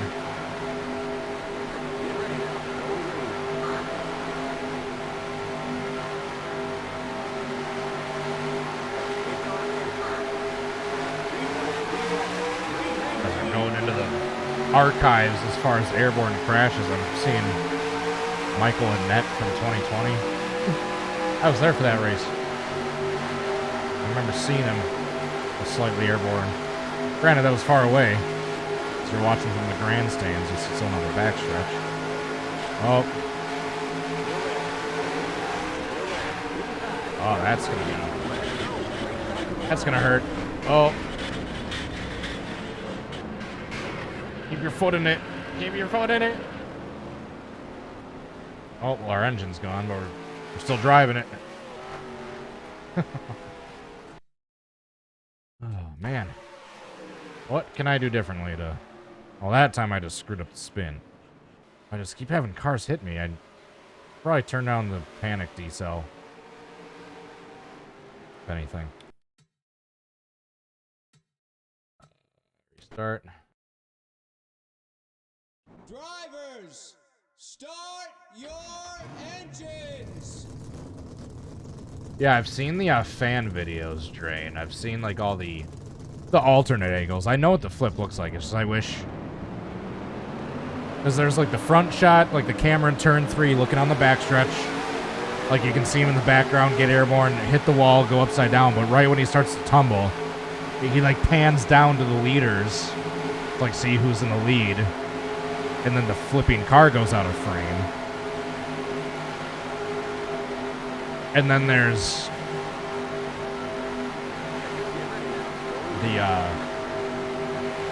then there's that really sexy TV camera, the slow-mo from all the way across the track, where he's tumbling a bunch of times.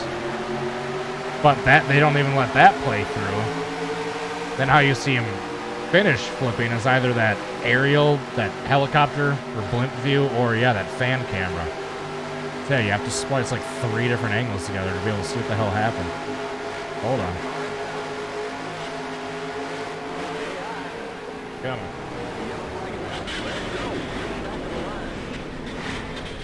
Oh, ah! I think Austin Hill is in the lead too. That's the frustrating part. Oh, Riley Herbst is stuck in that inside wall. You all right? Car out. Hold on, what happened there? I'll just say, if I was a camera guy for Fox, I would never miss a flip. I would stay on the flipping car. Entirety of the flip. What happened to Herbst here? Oh, jeez. Didn't even hit it like ridiculously hard. He just got stuck. That's pretty hard for an AI to hit a wall. All right, let's keep going. Drivers, start your engines. Hold on. Sorry. Just checking Twitter. There we go.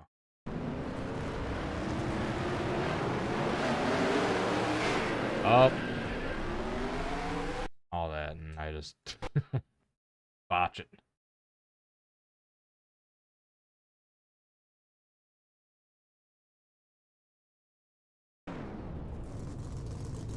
Sorry, back to the stream dashboard.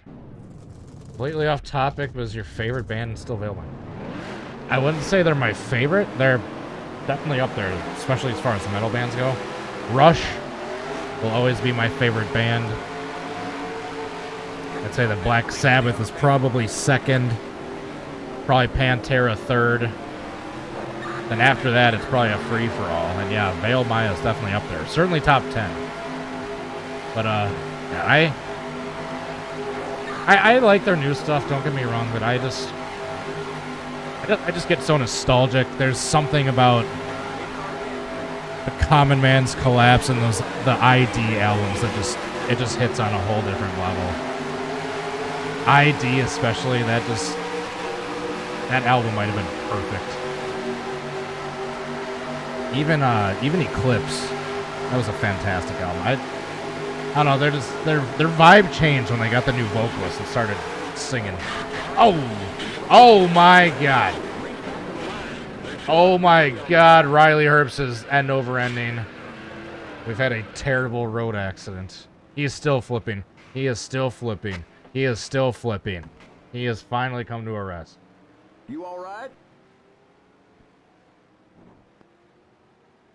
If I'm being honest, I think I listened to Synthwave Vegan once. I haven't really listened to it since. I will say that the Outside, no, it's not Outsider. It's it's like the second and newest single they put out. It's the one where the end literally sounds like the Trooper mixed with metalcore. That one's a banger. That one I've played the hell out of like a zillion times.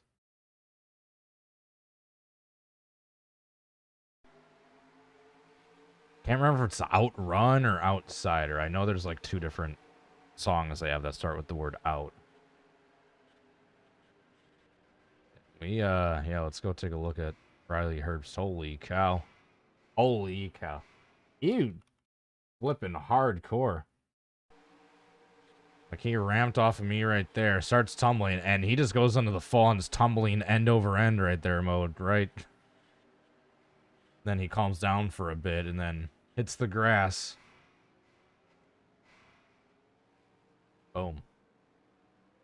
I want to see this from another view, actually.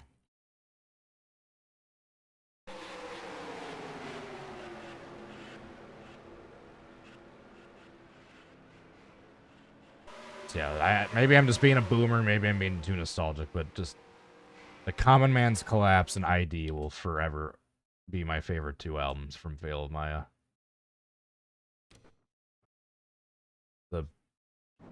I can't remember the old vocalist's name. I want to say Brandon.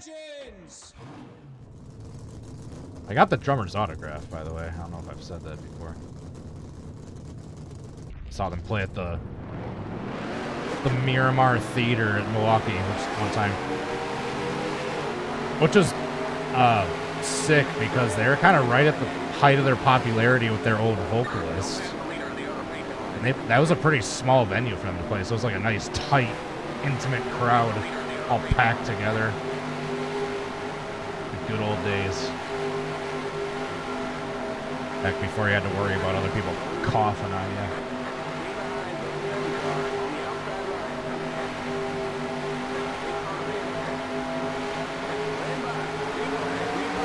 Dance? Gavin Dance. I'm gonna be honest, I have never even heard of them.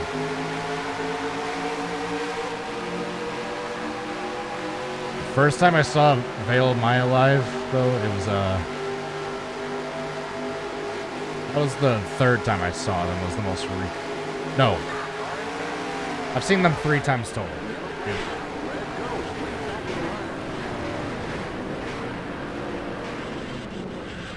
I messed that one up. Oh, someone's flipping. Maybe? Oh, I thought someone was flipping. I've seen Veil of Maya 3 times. First time was the Rave in, I think, 2010. Opening for Unearth. Yeah, someone flipped right there. It was Jeremy Clements, all right. T-boned by the 45. Man, then opening for Unearth. That was such a cool show. I was front row. I think they got rid of it, but for the longest time, if you went onto the Rave's website and looked through their photo catalog from all their shows, there's a photo where you could see me in the front row just making like a metal face. A young, bald-faced, still had hair Cody in their front row in a metal show.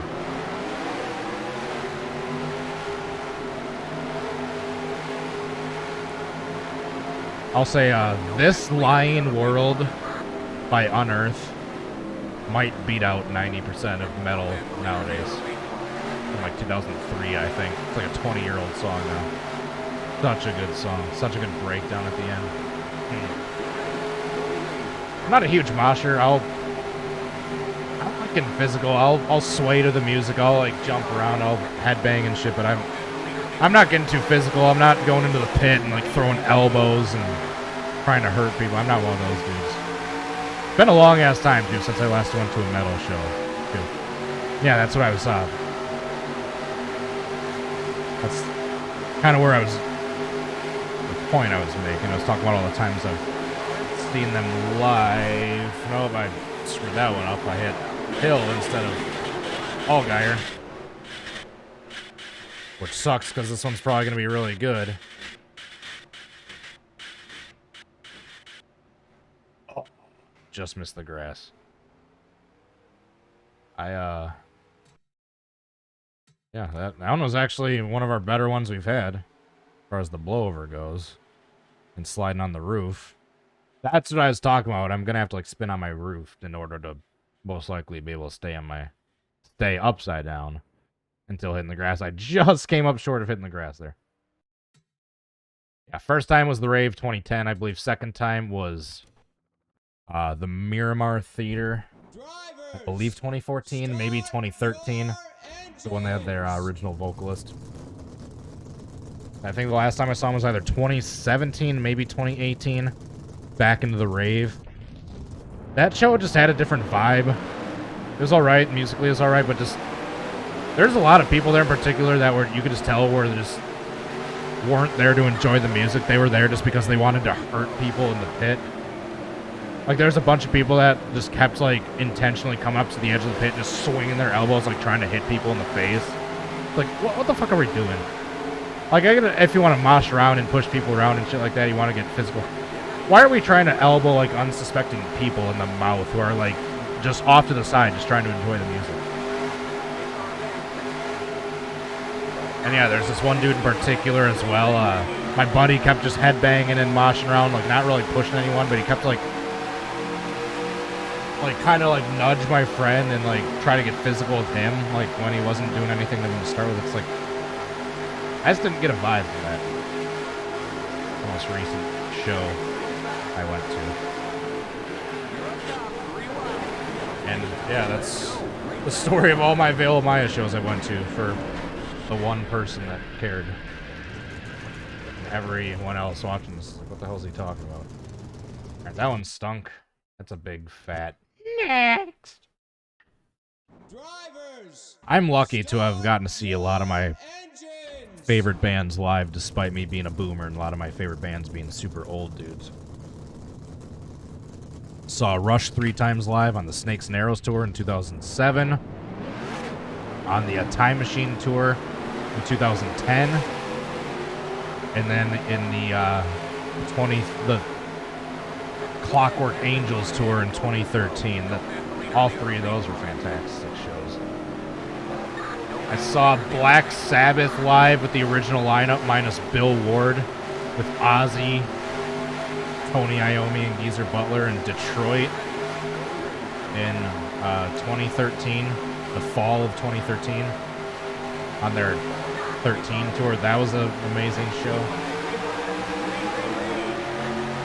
My dad dragged me to a Kiss concert when I was like 5 years old.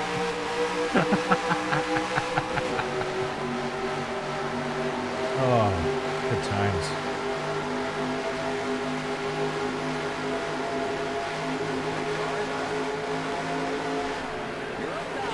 Come on, come on, come on. Oh, hit by Nemechek.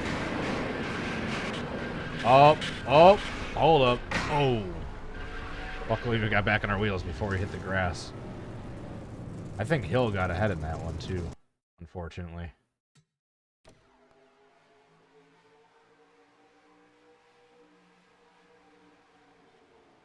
Nope, not quite that time. You should turn the grip up a tiny bit. When I look at the wreck, it seems Mayer's just barely on two wheels before he hits the wall. Why it was a place. Go back to do normal screen schedule. What's up, Mark? I'll do as much as I can try, but yeah, like I explained earlier, back like 2016, 17, 18, 19, maybe even 2020. I mean, I was trying to do the whole content creator thing, be a streamer, be the next Markiplier, whatever big content creator you want to name it. At some point, I realized like that I'm just not going to be that guy, which is perfectly fine. Then I got one of my dream jobs, working as a flow racing camera operator. Oh, I'm gonna salvage it, don't worry. I'm catching up. Oh, maybe not since I hit the grass. Yeah, I'm not catching back up once I hit the grass. I got too slippery. But yeah, once I started working at flow racing at the start of 2020, I mean, that's taken up a bunch of my schedule, and I love it. I love this job. I'm gonna tour around the country, seeing all these different dirt tracks, filming real race cars. Yeah, it just, unfortunately, the side effect is that it's taken a toll on my free time that I'm able to touch this channel. Doesn't mean I like doing this stuff any less. It just means I'm a busy boy now. I'm an adult. I gotta take care of my adult person responsibilities before I can play my video games. What wheel and base are you using? This is the Nascar rim from Fanatec with the Xbox Universal Hub. And then I'm using the Gran Turismo direct drive 8 Newton meters wheelbase. It's the Gran Turismo direct drive wheelbase. I've got the CSL Elite pedals. No, not the Elite. Can't remember what they're called. Oh, I messed that one up. Oh! Let's go. Race back to the line. There's too much debris on the track. I am actually, since you mentioned, I still got a little bit more energy in me. We're going to go for a little bit longer. Probably not any longer. Certainly not longer than like an hour or so, but going to go to the INI and yeah, change a couple things around. Track INI, there we go. Let me bring... You guys know how to get to the INI file, so I'm not going to show you that. Oh shoot. I just realized my display capture was at 4K when I showed you guys that last time. Whoops. For the save game editor. But yeah, here's display capture. This is the INI file. Alright, what we're gonna do, we're gonna turn down the temperature just a tad. 20 degrees or so. Going to decrease or increase the panic decel. So hopefully people shouldn't be plowing into me as much. Decrease the bunching distance. We hopefully got a little bit closer of a pack in our short time to get up to speed. Same thing with the drafting distance. And on recommendation of one of the viewers, we're going to turn the grip up just ever so slightly. It's by 1/10. All right, we're going to save. Back to the game. Right. Hopefully that'll give us a little bit better results than what we were having. What's my favorite NASCAR crash? That's a pretty open question, but I don't know. I mean, there's lots I could say, but that Elliott Sadler 2003 one might just forever be goated. For how much air he got, just that was the peak of NASCAR, the Gen 4 era. That's one of my earliest, like, I obviously have earlier memories as, like, being younger than 10 years old. But I was 10 years old when that happened. That's my first, like, vivid memory of a NASCAR race. Is seeing that camera shot of the camera in turn 3 looking on the backstretch, the slow-mo as it's coming towards the camera. As he lifts off the ground, just sailing on the backstretch. I will never forget that camera shot. It was like, it burned into my childhood. Sitting in my dad's basement on his, not even, I think that was the old tube CRTV TV still.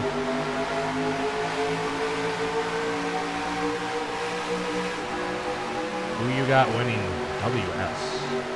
I don't even know what WS is. What is that? What you talking about, Willis?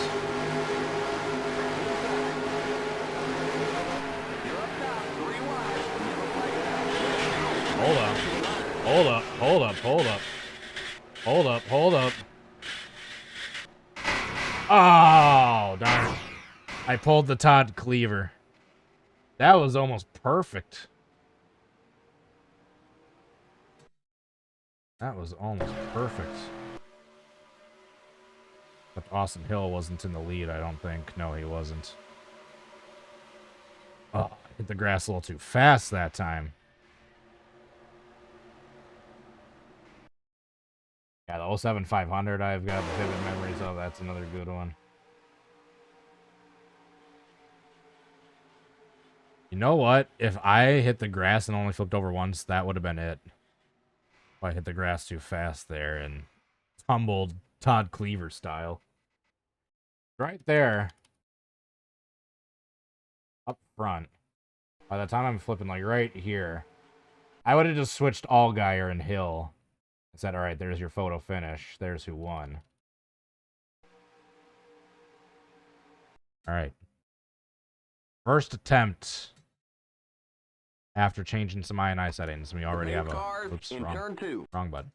We already had a significantly closer one than we've had averaging throughout the last hour or so, I am happy. The script for the 2024 Super Bowl is leaked. If it involves anything other than Aaron Rodgers winning a Super Bowl with the Jets, I don't want any part of it. Screw the Packers organization. They've let that man down so many times. They had a general manager who was sadly not fit to do his job due to health reasons for the last 5 years of his career. From 2012 to 2017. Then once Brian Gutekunst came in, he's just been trying to force Rodgers out the front door since he came in, drafting his replacements. Most stacked receiver class of all time. We haven't drafted a first-round receiver since Sterling Sharp in 1997. I know, let's draft straight up and draft a quarterback. When we're one game away from the Super Bowl in back-to-back years, let's draft Rodgers' replacement. That makes sense. Oh, someone went flipping. Oh! Ooh, the 45. 7 Parsons. Up and over. I'd honestly, the way the Packers organization, just front office-wise, has let Rodgers down over the last decade, and a select amount of teammates in horribly clutch situations, i.e. Brandon Bostic, Kevin King, etc. What was that? Quay Walker. Just these dudes that single-handedly ruin chances of advancing in the playoffs or making the playoffs. That being said, just how many times Rodgers has literally thrown Hail Marys to get to overtime in playoff games and then literally just gotten screwed by the defense in like 2 plays. Just how many times he's gotten let down in miraculous fashion like that. Cornerback tripping over his own feet and giving up a touchdown right before halftime on a Hail Mary. Brandon Bostic going for the onside kick when he should be blocking when Jordy Nelson is right there ready to catch it. Jumps in front of Jordy Nelson, tries to be a hero. Onside kick bounces off his face and is recovered by the dude who he was supposed to be blocking. Oh, that 2014 championship game will forever haunt me. Rodgers versus Brady, Super Bowl, when Brady was with the Patriots. The Super Bowl everyone always wanted. And we had a chance to get it, and Brandon Bostic fucked it. Ugh. But no, it's all Rodgers' fault that they've never gotten back to the Super Bowl. Literally 3 years in a row, 2013, 2014, 2015. He drove the team to get the game-tying score, to get the team into overtime in a playoff game. Team loses the coin toss. Oh, Austin Hill is off the track. He's pitting, so that's going to be a no-go. Austin Hill having to go to the pits. 3 years in a row. 3 years in a row. They're in the playoffs. The playoff game goes to overtime. Rodgers leads the field to the game-tying drive. They lose the coin flip, and the defense shits the bed in overtime. Gives up the game-winning touchdown before Rodgers has a chance to touch the ball. 2013 against Kaepernick. 2014, that infamous game against the Seahawks. And then 2015, where he literally threw 2 Hail Marys to get to overtime, and the defense still shits the bed in 2 plays. But nope, it's all his fault that they never got back to a Super Bowl. He's in his prime. They get to a championship game back-to-back years, 2019, 2020. Oh, let's draft his replacement. He's got nothing left in the tank. It's not like he's in his prime at all. Ugh. Man. He's going to the Jets, and I hope he wins a championship, Brady, and Stafford style with his new team. Just so he can prove once and for all, hey, I was the man, I was the dude. You guys kept letting me down. You should have built a better team around me. And I finally proved it once and for all once I went elsewhere. I hope that happens if he goes to the Jets. Anyway, back to flipping. Oh! Oh!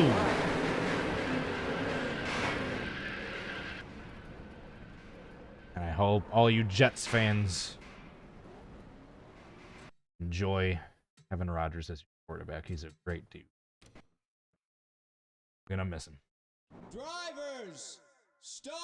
Elliott Sadler over 1.5 and runs.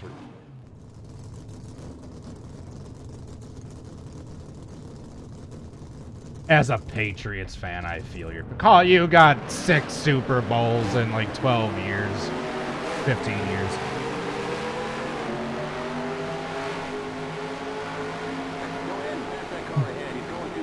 And I know how you feel. We should have gotten more than 6 rings with great. Oh, come. With all due respect, bite me. I love you, but bite me.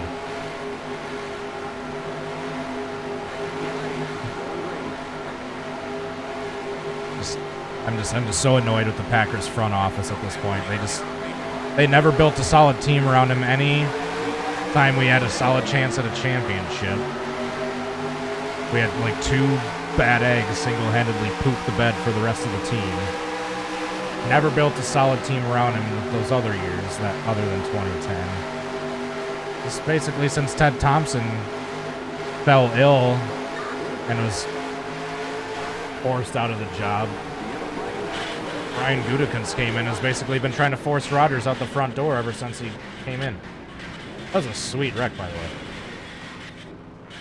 Oh, that's not what we needed for the reenactment, but that was a sweet crash. As a Chiefs fan, I'm gonna start. Welcome to Ban World.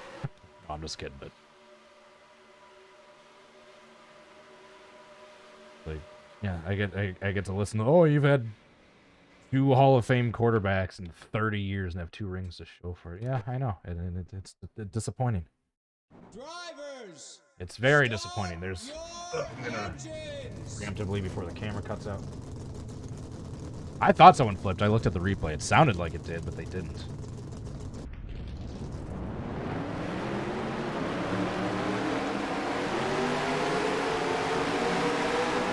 And we had our time in the sun. Looks like it's about over.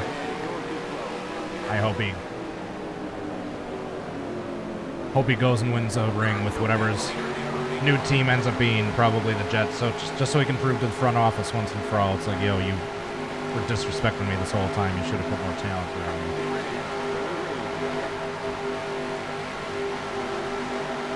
Though I will say, the one thing that's making me believe that there is a shred of hope that he's staying with the Packers, that literally every time he goes on the Pat McAfee show, it's like, hey, all these people that claim to be insiders, they don't know anything. Like, they're not in my inside circle, so unless you're hearing something from me, like, I wouldn't believe it. And everything we've been hearing about him going to the Jets or buying apartments are just that. Inside sources that aren't actually out of the mouth of the person himself. Oh my God, Chandler Smith. How we doing? What's up, Flip Buddy? Here, let me help you out there. Oh, my engine's dead. I can't hit him back over. So until Rodgers comes out of his own mouth saying, yep, I'm going to the Jets, that's it. It's all just speculation and reporters and insiders trying to get the inside scoop and being the first one to drop the big story so they can get that level, that little bit of internet clout. They can be the first reporter to drop the big scoop. All until I hear it out of Rodgers' mouth himself, that's all it is to me. Just a bunch of hearsay and speculation and people that think they're in the inside circle, but they're actually not. They just heard misinformation from someone. The next thing you know, they're spilling their loose lips to a Schefter or a Rappaport, and the next thing you know, it's being spread around like it's gospel, when you never even heard it out of the person's mouth to begin with. Until the official confirmed news from Rodgers himself, I'm still remaining somewhat optimistic. Yeah, until Chandler Smith decided to join the flip party and come sliding over upside down. That last one wasn't too terrible. See you gaming with Cheetos. Thanks for stopping in. Have a good night. But we'll see. The way it's looking, it'll most likely be a jet by the end of this week, but you never know. That could all just be just unbased speculation. Like he's claimed on the McAfee show that it is a lot of times in the past.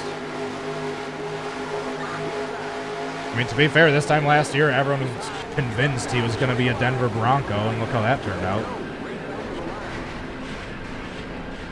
This time I barely even got airborne that time.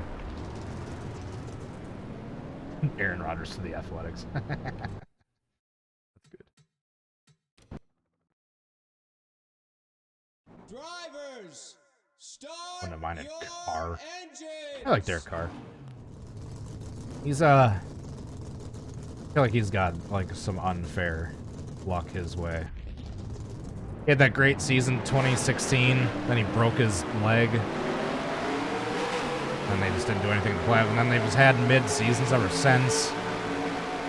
Yeah, John Gruden, the questionable coach he was. I'll just leave it at that. I thought that who was the guy before Gruden? What was his name? Oh damn, that's gonna bug me. I thought the guy before him like was decent. And they kind of shipped him out a little too prematurely. I sadly, in the last like 3 or 4 years, haven't really paid attention to the NFL nearly as much as I used to. Like 2009 to like 2018. Yeah, something about that Saints-Rams championship game.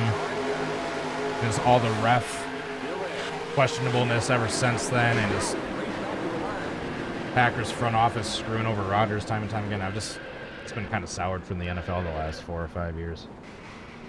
I'll still watch it here and there. I'm not going to say, oh, I'm never watching it again. I'm not going to sit there and pretend that that's the case. I certainly don't watch nearly as much as I used to. What's my favorite NASCAR driver? Currently, Kyle Larson, all-time Dale Jr. Junebug. Yeah, when Junior retired and after 2017, I was in a bit of a crisis. Like, oh great, who am I going to root for now? I think somewhere early 2018, I just saw how talented he was and just some of the moves he was making, and yeah, just somewhere along 2018 is when I started rooting for Larson. Ever since then, I've been a Larson boy. Yeah, Breeze Brady Super Bowl would have been sweet. Drew Brees, too, I feel like he's had some bad luck. I mean, he's one of the greatest of all time in the modern era, and he just, aside from that 1 year in 2019 where they were literally paying the defense to try to kill people, he just never had a solid team put around him and was able to have everything fall into place.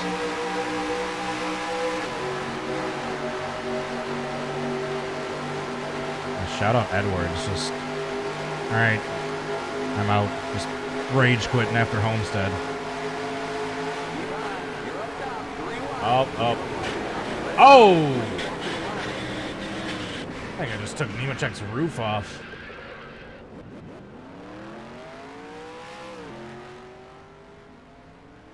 By the way, sorry for the football talk, but I mean, just trying to make some sort of conversation other than, oh, I'm spinning. Oh, and the virtual car just flipped over again for the 60th time. I mean, I know not everyone's into football, but some people are, and they got asked about it, so I'm talking about it. So, trying to make some sort of conversation and dialogue other than, oh, the virtual one car is upside down. Oh, he flipped over again. Oh, he's flipping. Oh, let's try again. Next. Oh, let's. AIs aren't close enough to the wall. Drivers, start They keep your hitting me. engines. They're going after me. In a wall, away from the wall, because they're headhunting me. What's the biggest setting to change to be able to have a proper blowover? The temperature. Go into the I, and you turn the track temperature down to like -100 or so. And then you turn the grip up like maybe 4 or 5 tenths. Compensate, because once you turn the track grip down. It's going to be very loose and slick. It's going to make it go way quicker and make it way easier to get airborne, but it's also slick. So that's why you want to turn the grip up about a half a stop. If you're having trouble with that, you can always turn the roof flaps off. Yeah, if you're looking for blowovers, turn that temperature down. And then make sure you're clicking realistic temperature in the in-game settings. That's the thing people forget to do sometimes. All right, we never got up close to all guys, so we're just gonna... Hold on. Let's do a flip into the grass here. Oh. Oh, that was close. Let's keep it off the wall. Keep it off the wall. Keep it off the wall. Oh. Hell yeah. Never even touched anything aside from the car that spun us out there. Not really worth a replay, though. Drivers, start your engines. What's your favorite NASCAR finish other than 2007? I don't know. That's a good question. Favorite finish?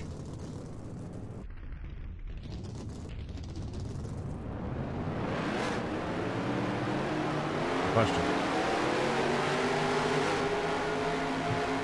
2021 Phoenix Championship race.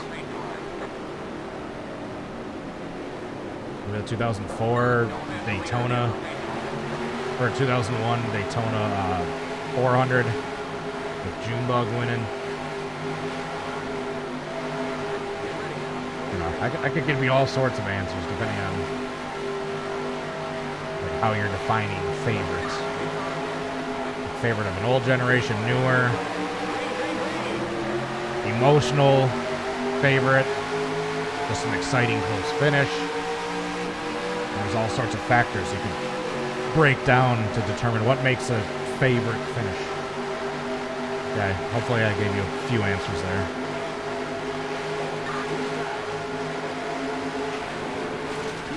Oh, you screwed that one up. Oh. These are nice pile-ups. These wrecks have been pretty realistic for the most part. 2016 Phoenix and Kenseth. You're not thinking of the Edwards one, are you? Drivers, start your engines. Sleeper. Kristen, I just gave you some answers. 2004 Daytona, or 2001 Daytona 400. The Phoenix race in 2021.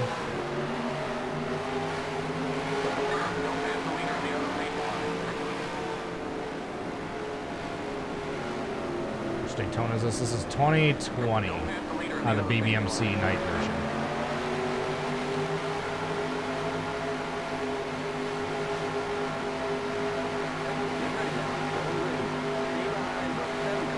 There were some exciting finishes at Phoenix this couple of years. I think it was like back-to-back years they had that Edwards and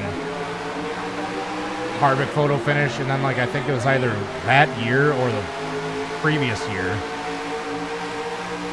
is when Edwards punted Kyle Busch out of the way. Quick win, like on the final corner. Just straight up dumped him pretty much.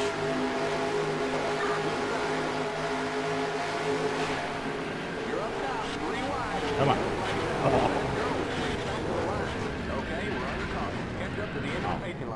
Surprised I didn't get T-boned harder than I did.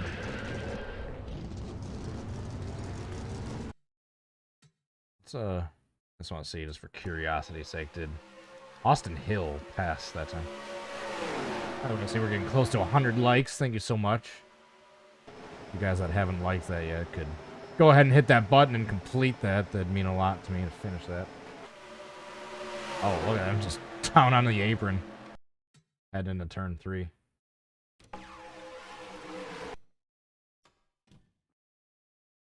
Yeah, we had some good finishes in Phoenix there for a while, and then they killed the track. Hey, let's have this big dog leg up top at turn 1 that we just don't use because everyone shortcuts the infield.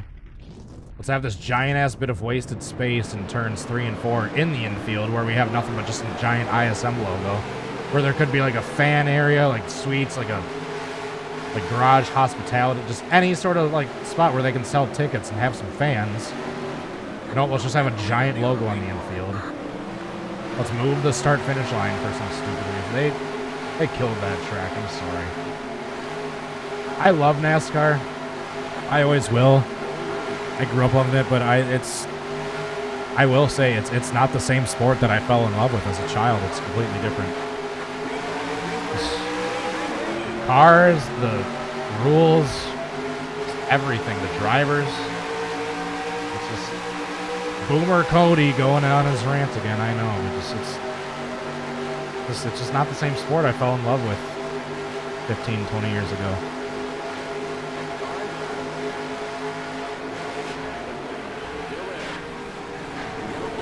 Oh, nope. Tip over. Come on, there we go.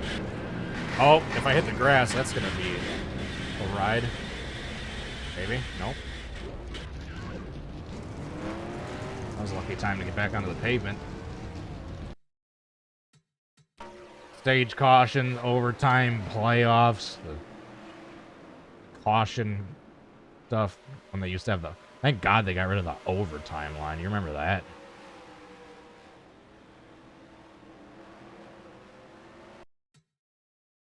Yeah, it's... And now guys like Kurt Busch are gone. Just everyone in my childhood's gone. Gordon, Jr., Johnson. Got Kyle Busch on his way out. I mean, once Harvick, Kyle Busch retire, and you can argue maybe Truex, like the oldest guy in the Cup field is going to be like Joey Logano at that point. Remember when Joey Logano was the young kid, the young rich kid? And we're a couple retirements away from him being the most tenured driver in the Cup field now. Yeah, the caution clock, the repair clock.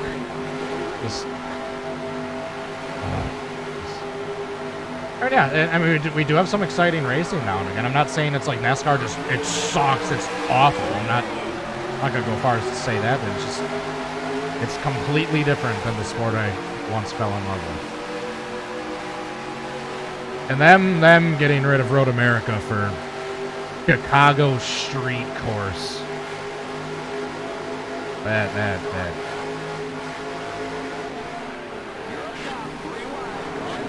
Come on.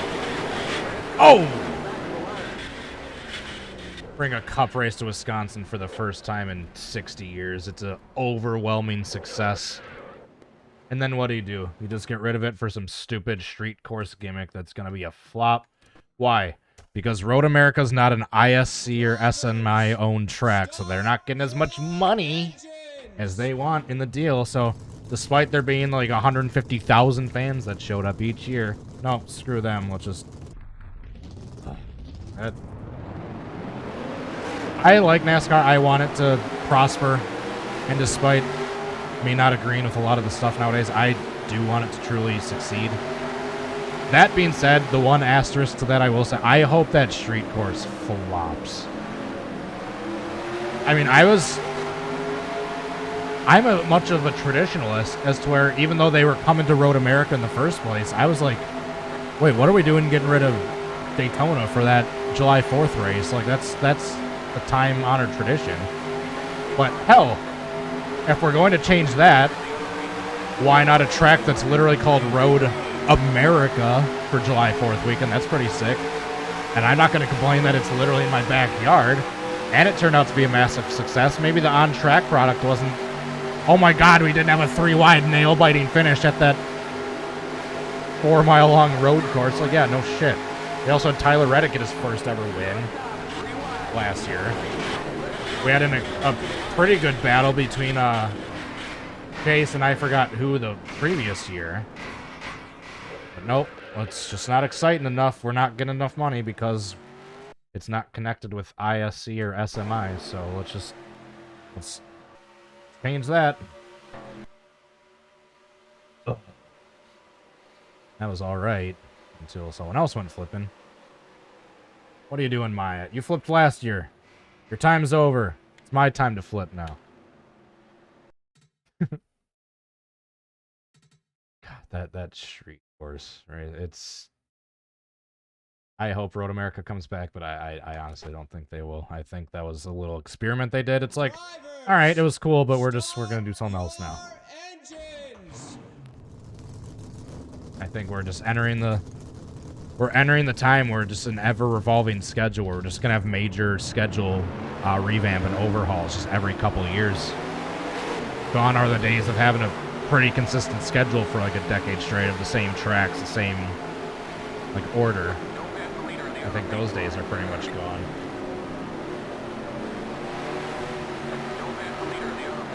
Yeah, I'd love Road America to come back, but something tells me it's not going to anytime soon.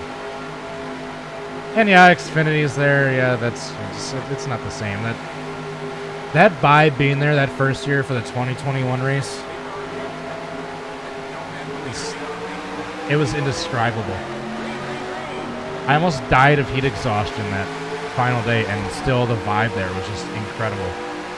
Last year it was still really good, but just there wasn't quite as many amount of people, and just the vibe was just kind of just dead because everyone kind of knew that like it wasn't coming back. Because the rumors were already by the time of the race happening was that they were getting rid of it in favor of the street course. Oh, what just happened there? Oh my god. Parker Retzlaff, I'm going to ask you about $10 for that cab fare for that ride you just took. But Texas still exists because it's the reason I explained before, because they are an SMI or ISE track. So despite no one showing up, they're at least getting the money they want from the track itself and the TV deals. Yeah, the TV deal, yep. Just don't get started. The Coliseum, I mean, I'm a traditionalist. I liked the Clash being at Daytona.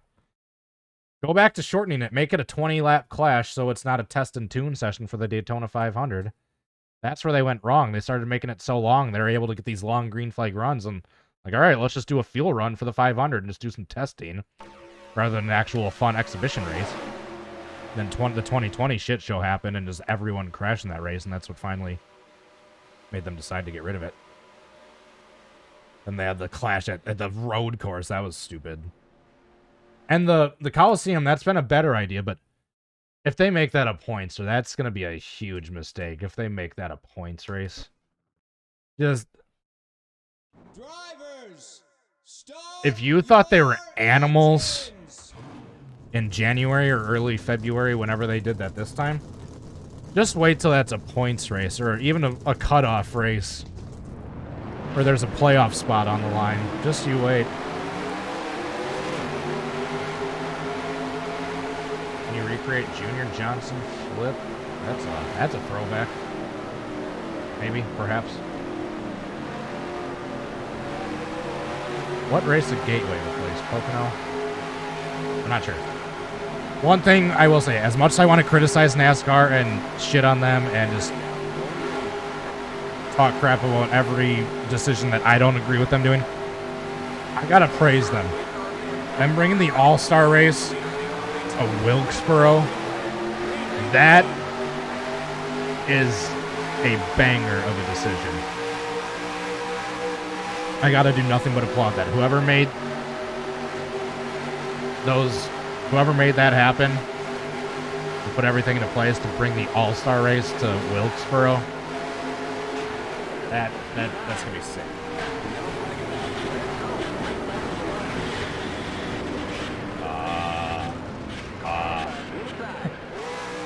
You're not even gonna let me flip? Oh, someone's upside down. Oh! Oh, Nemechuk. Oh, we got two cars flipping. We got two cars flipping down the banking in turn 3. It was Nemechuk and I think Williams. I could be wrong. Holy cow. What is he doing? Alright, let's go up here.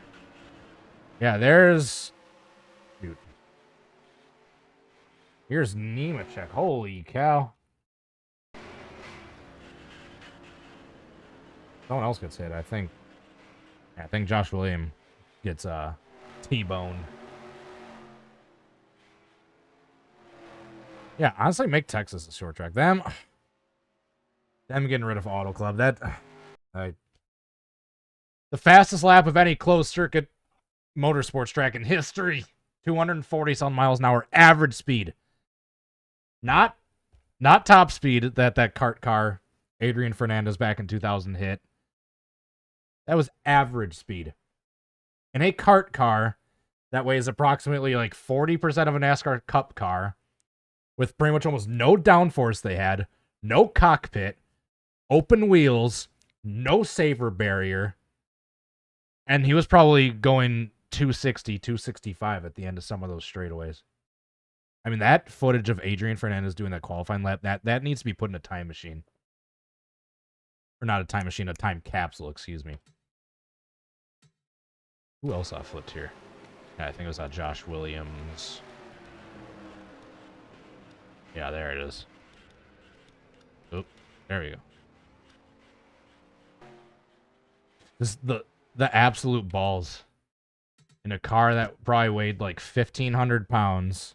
Drivers, no roof, open cockpit, exposed wheels, concrete walls. And he's probably going like 260-ish miles an hour at the end of those straightaways. And we're getting rid of that for a short track. That's another thing too, where as much as I'm disappointed, I can't honestly say that I would do anything differently if I was in that situation. Or if I was being offered the amount of money that they're being offered for that land they're sitting on. I mean, fuck it. Like, I mean, they're getting offered, what, like $800 million to sell off like 80% of that land? I'm with drive-thru, though. Drive-thru brought up a great point.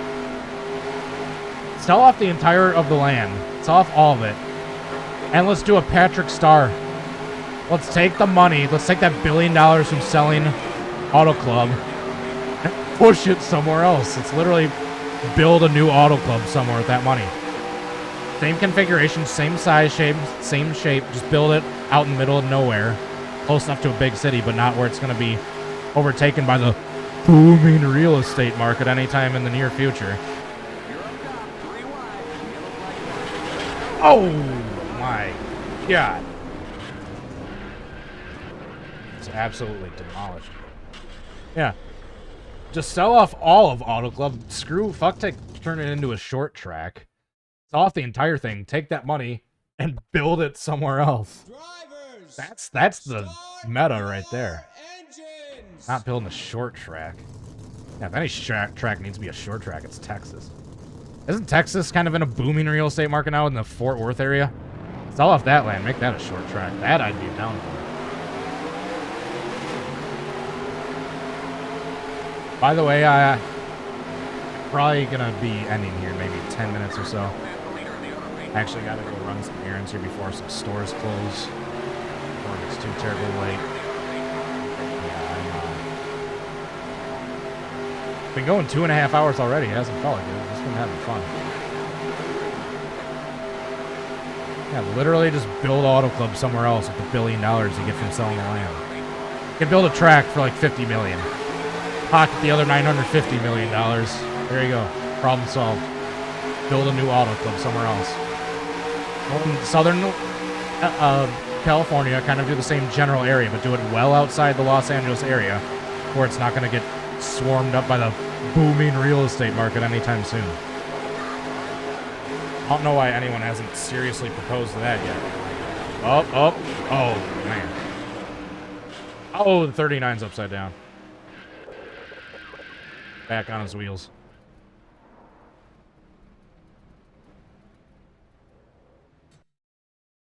That was an unseen wreck. I was on my side for a bit there.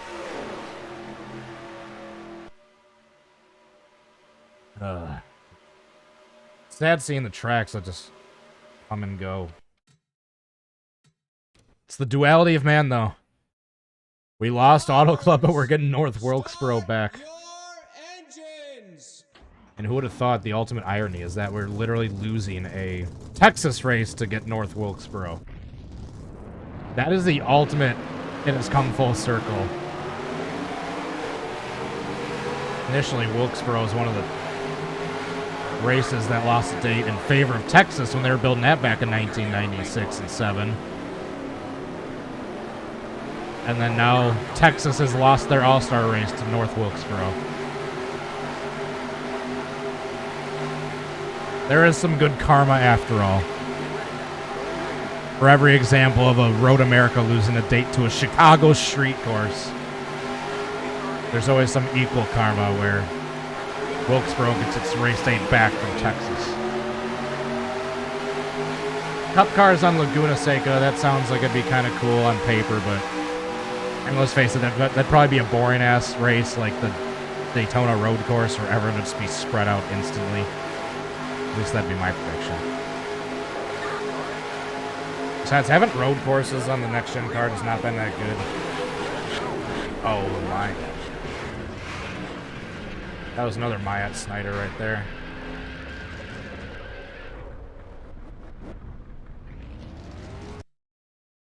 And we need to get rid of Bristol Dirt. Another NASCAR rant. It was cool. What they're doing with Bristol Dirt is what they should, or excuse me, what they should. All right, one more time. What they're doing with Road America and them having basically made it like a couple-year experiment before they moved on.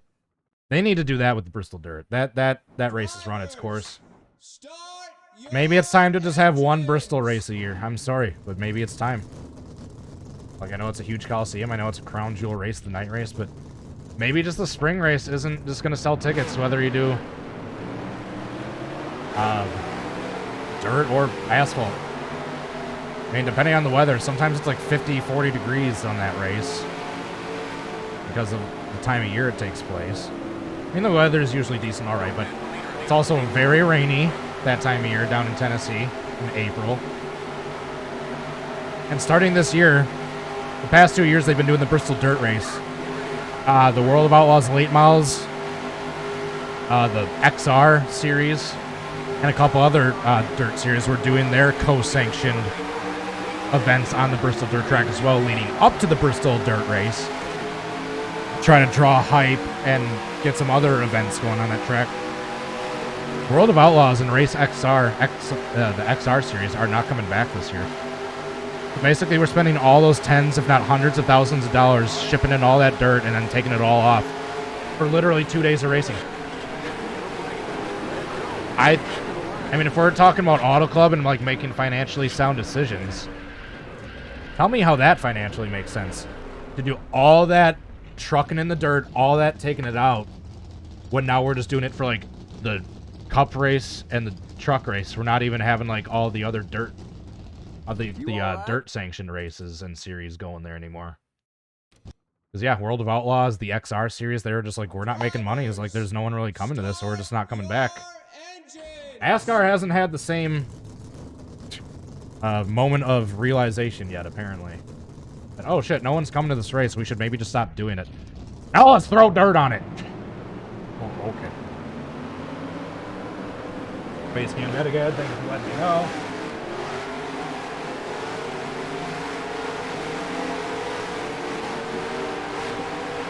For you, Bristol Bear is a badass race. Hey, I mean, everyone's entitled to their opinion. I have my opinion about the races, and on the flip side, everyone else is allowed to their opinions. I'm glad you enjoy it, but that being said, if you're in the area and able to financially do so, I hope you're putting your money where your mouth is and putting your butt in that seat to be one of the people to try to fill those otherwise empty stands.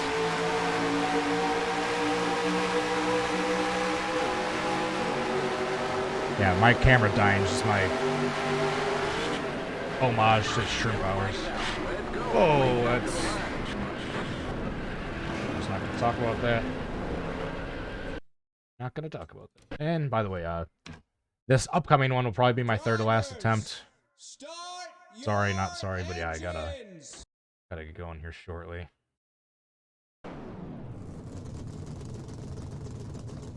Yeah, everyone's entitled to their opinion. Who knows? Maybe Chicago Street Course.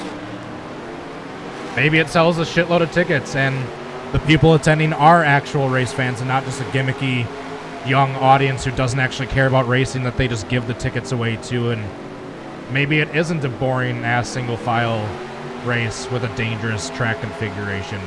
That isn't a logistical nightmare when it comes especially to traffic and people getting in and out of that area. Who knows? Maybe I could be wrong about all that, but from what I know about racing and what I know about that area, something tells me it's not going to pan out well.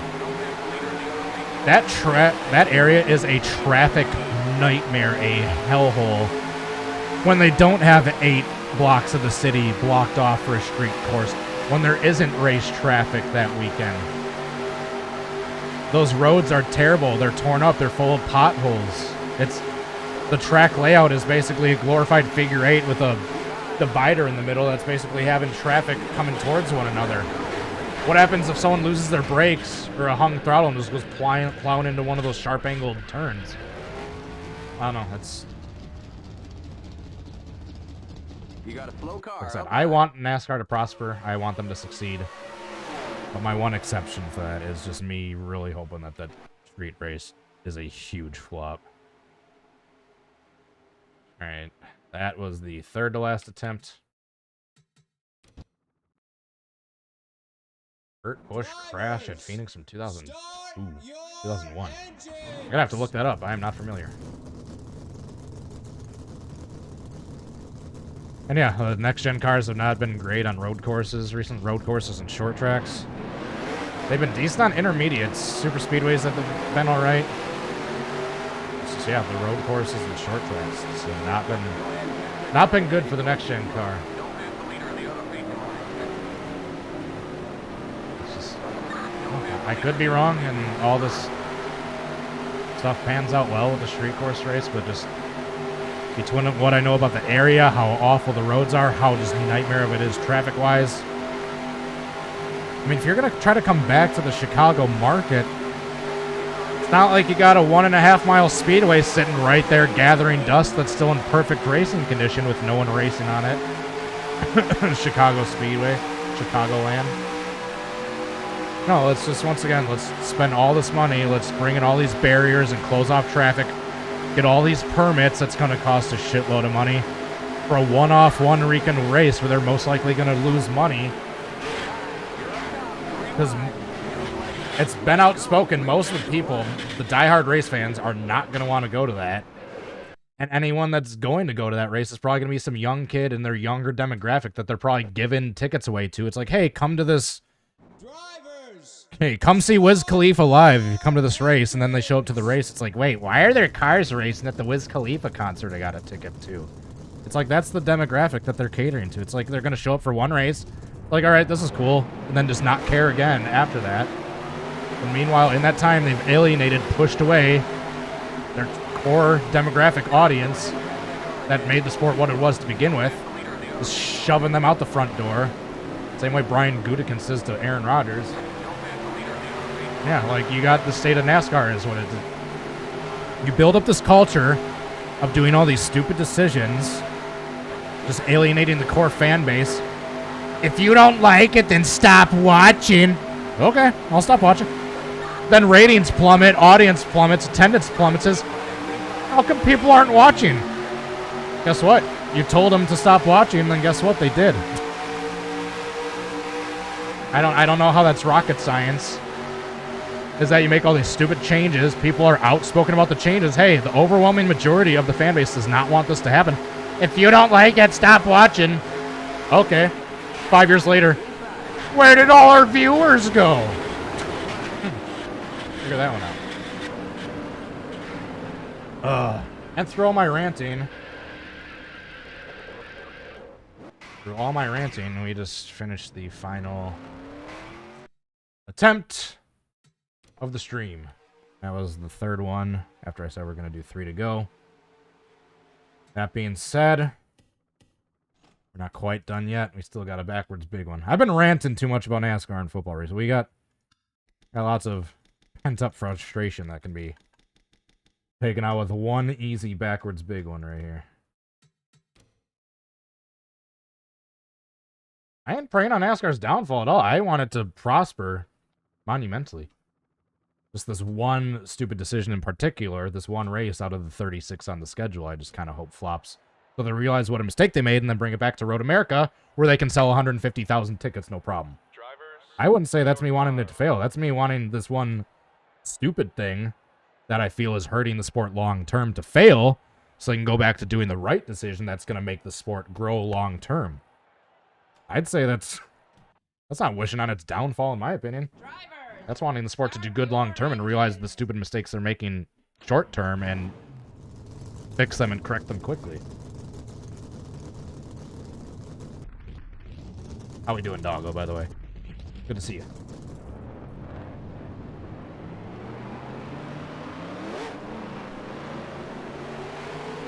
Alright, I think I'm just going to let them get up to speed coming out of turn 2, because they're pretty much already up to speed by that point. I'm kind of just going to chill here. Once they drop the green flag, I'm going for it. Yeah, like right here's where will be my starting point. I'll try to get them right as they're coming out of turn 2, heading onto the backstretch. Pace car's in. You've been disqualified for reckless driving. Green flag, green flag. Green, green, green.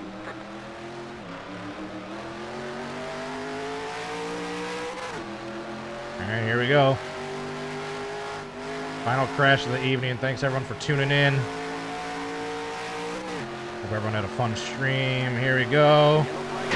Oh my god.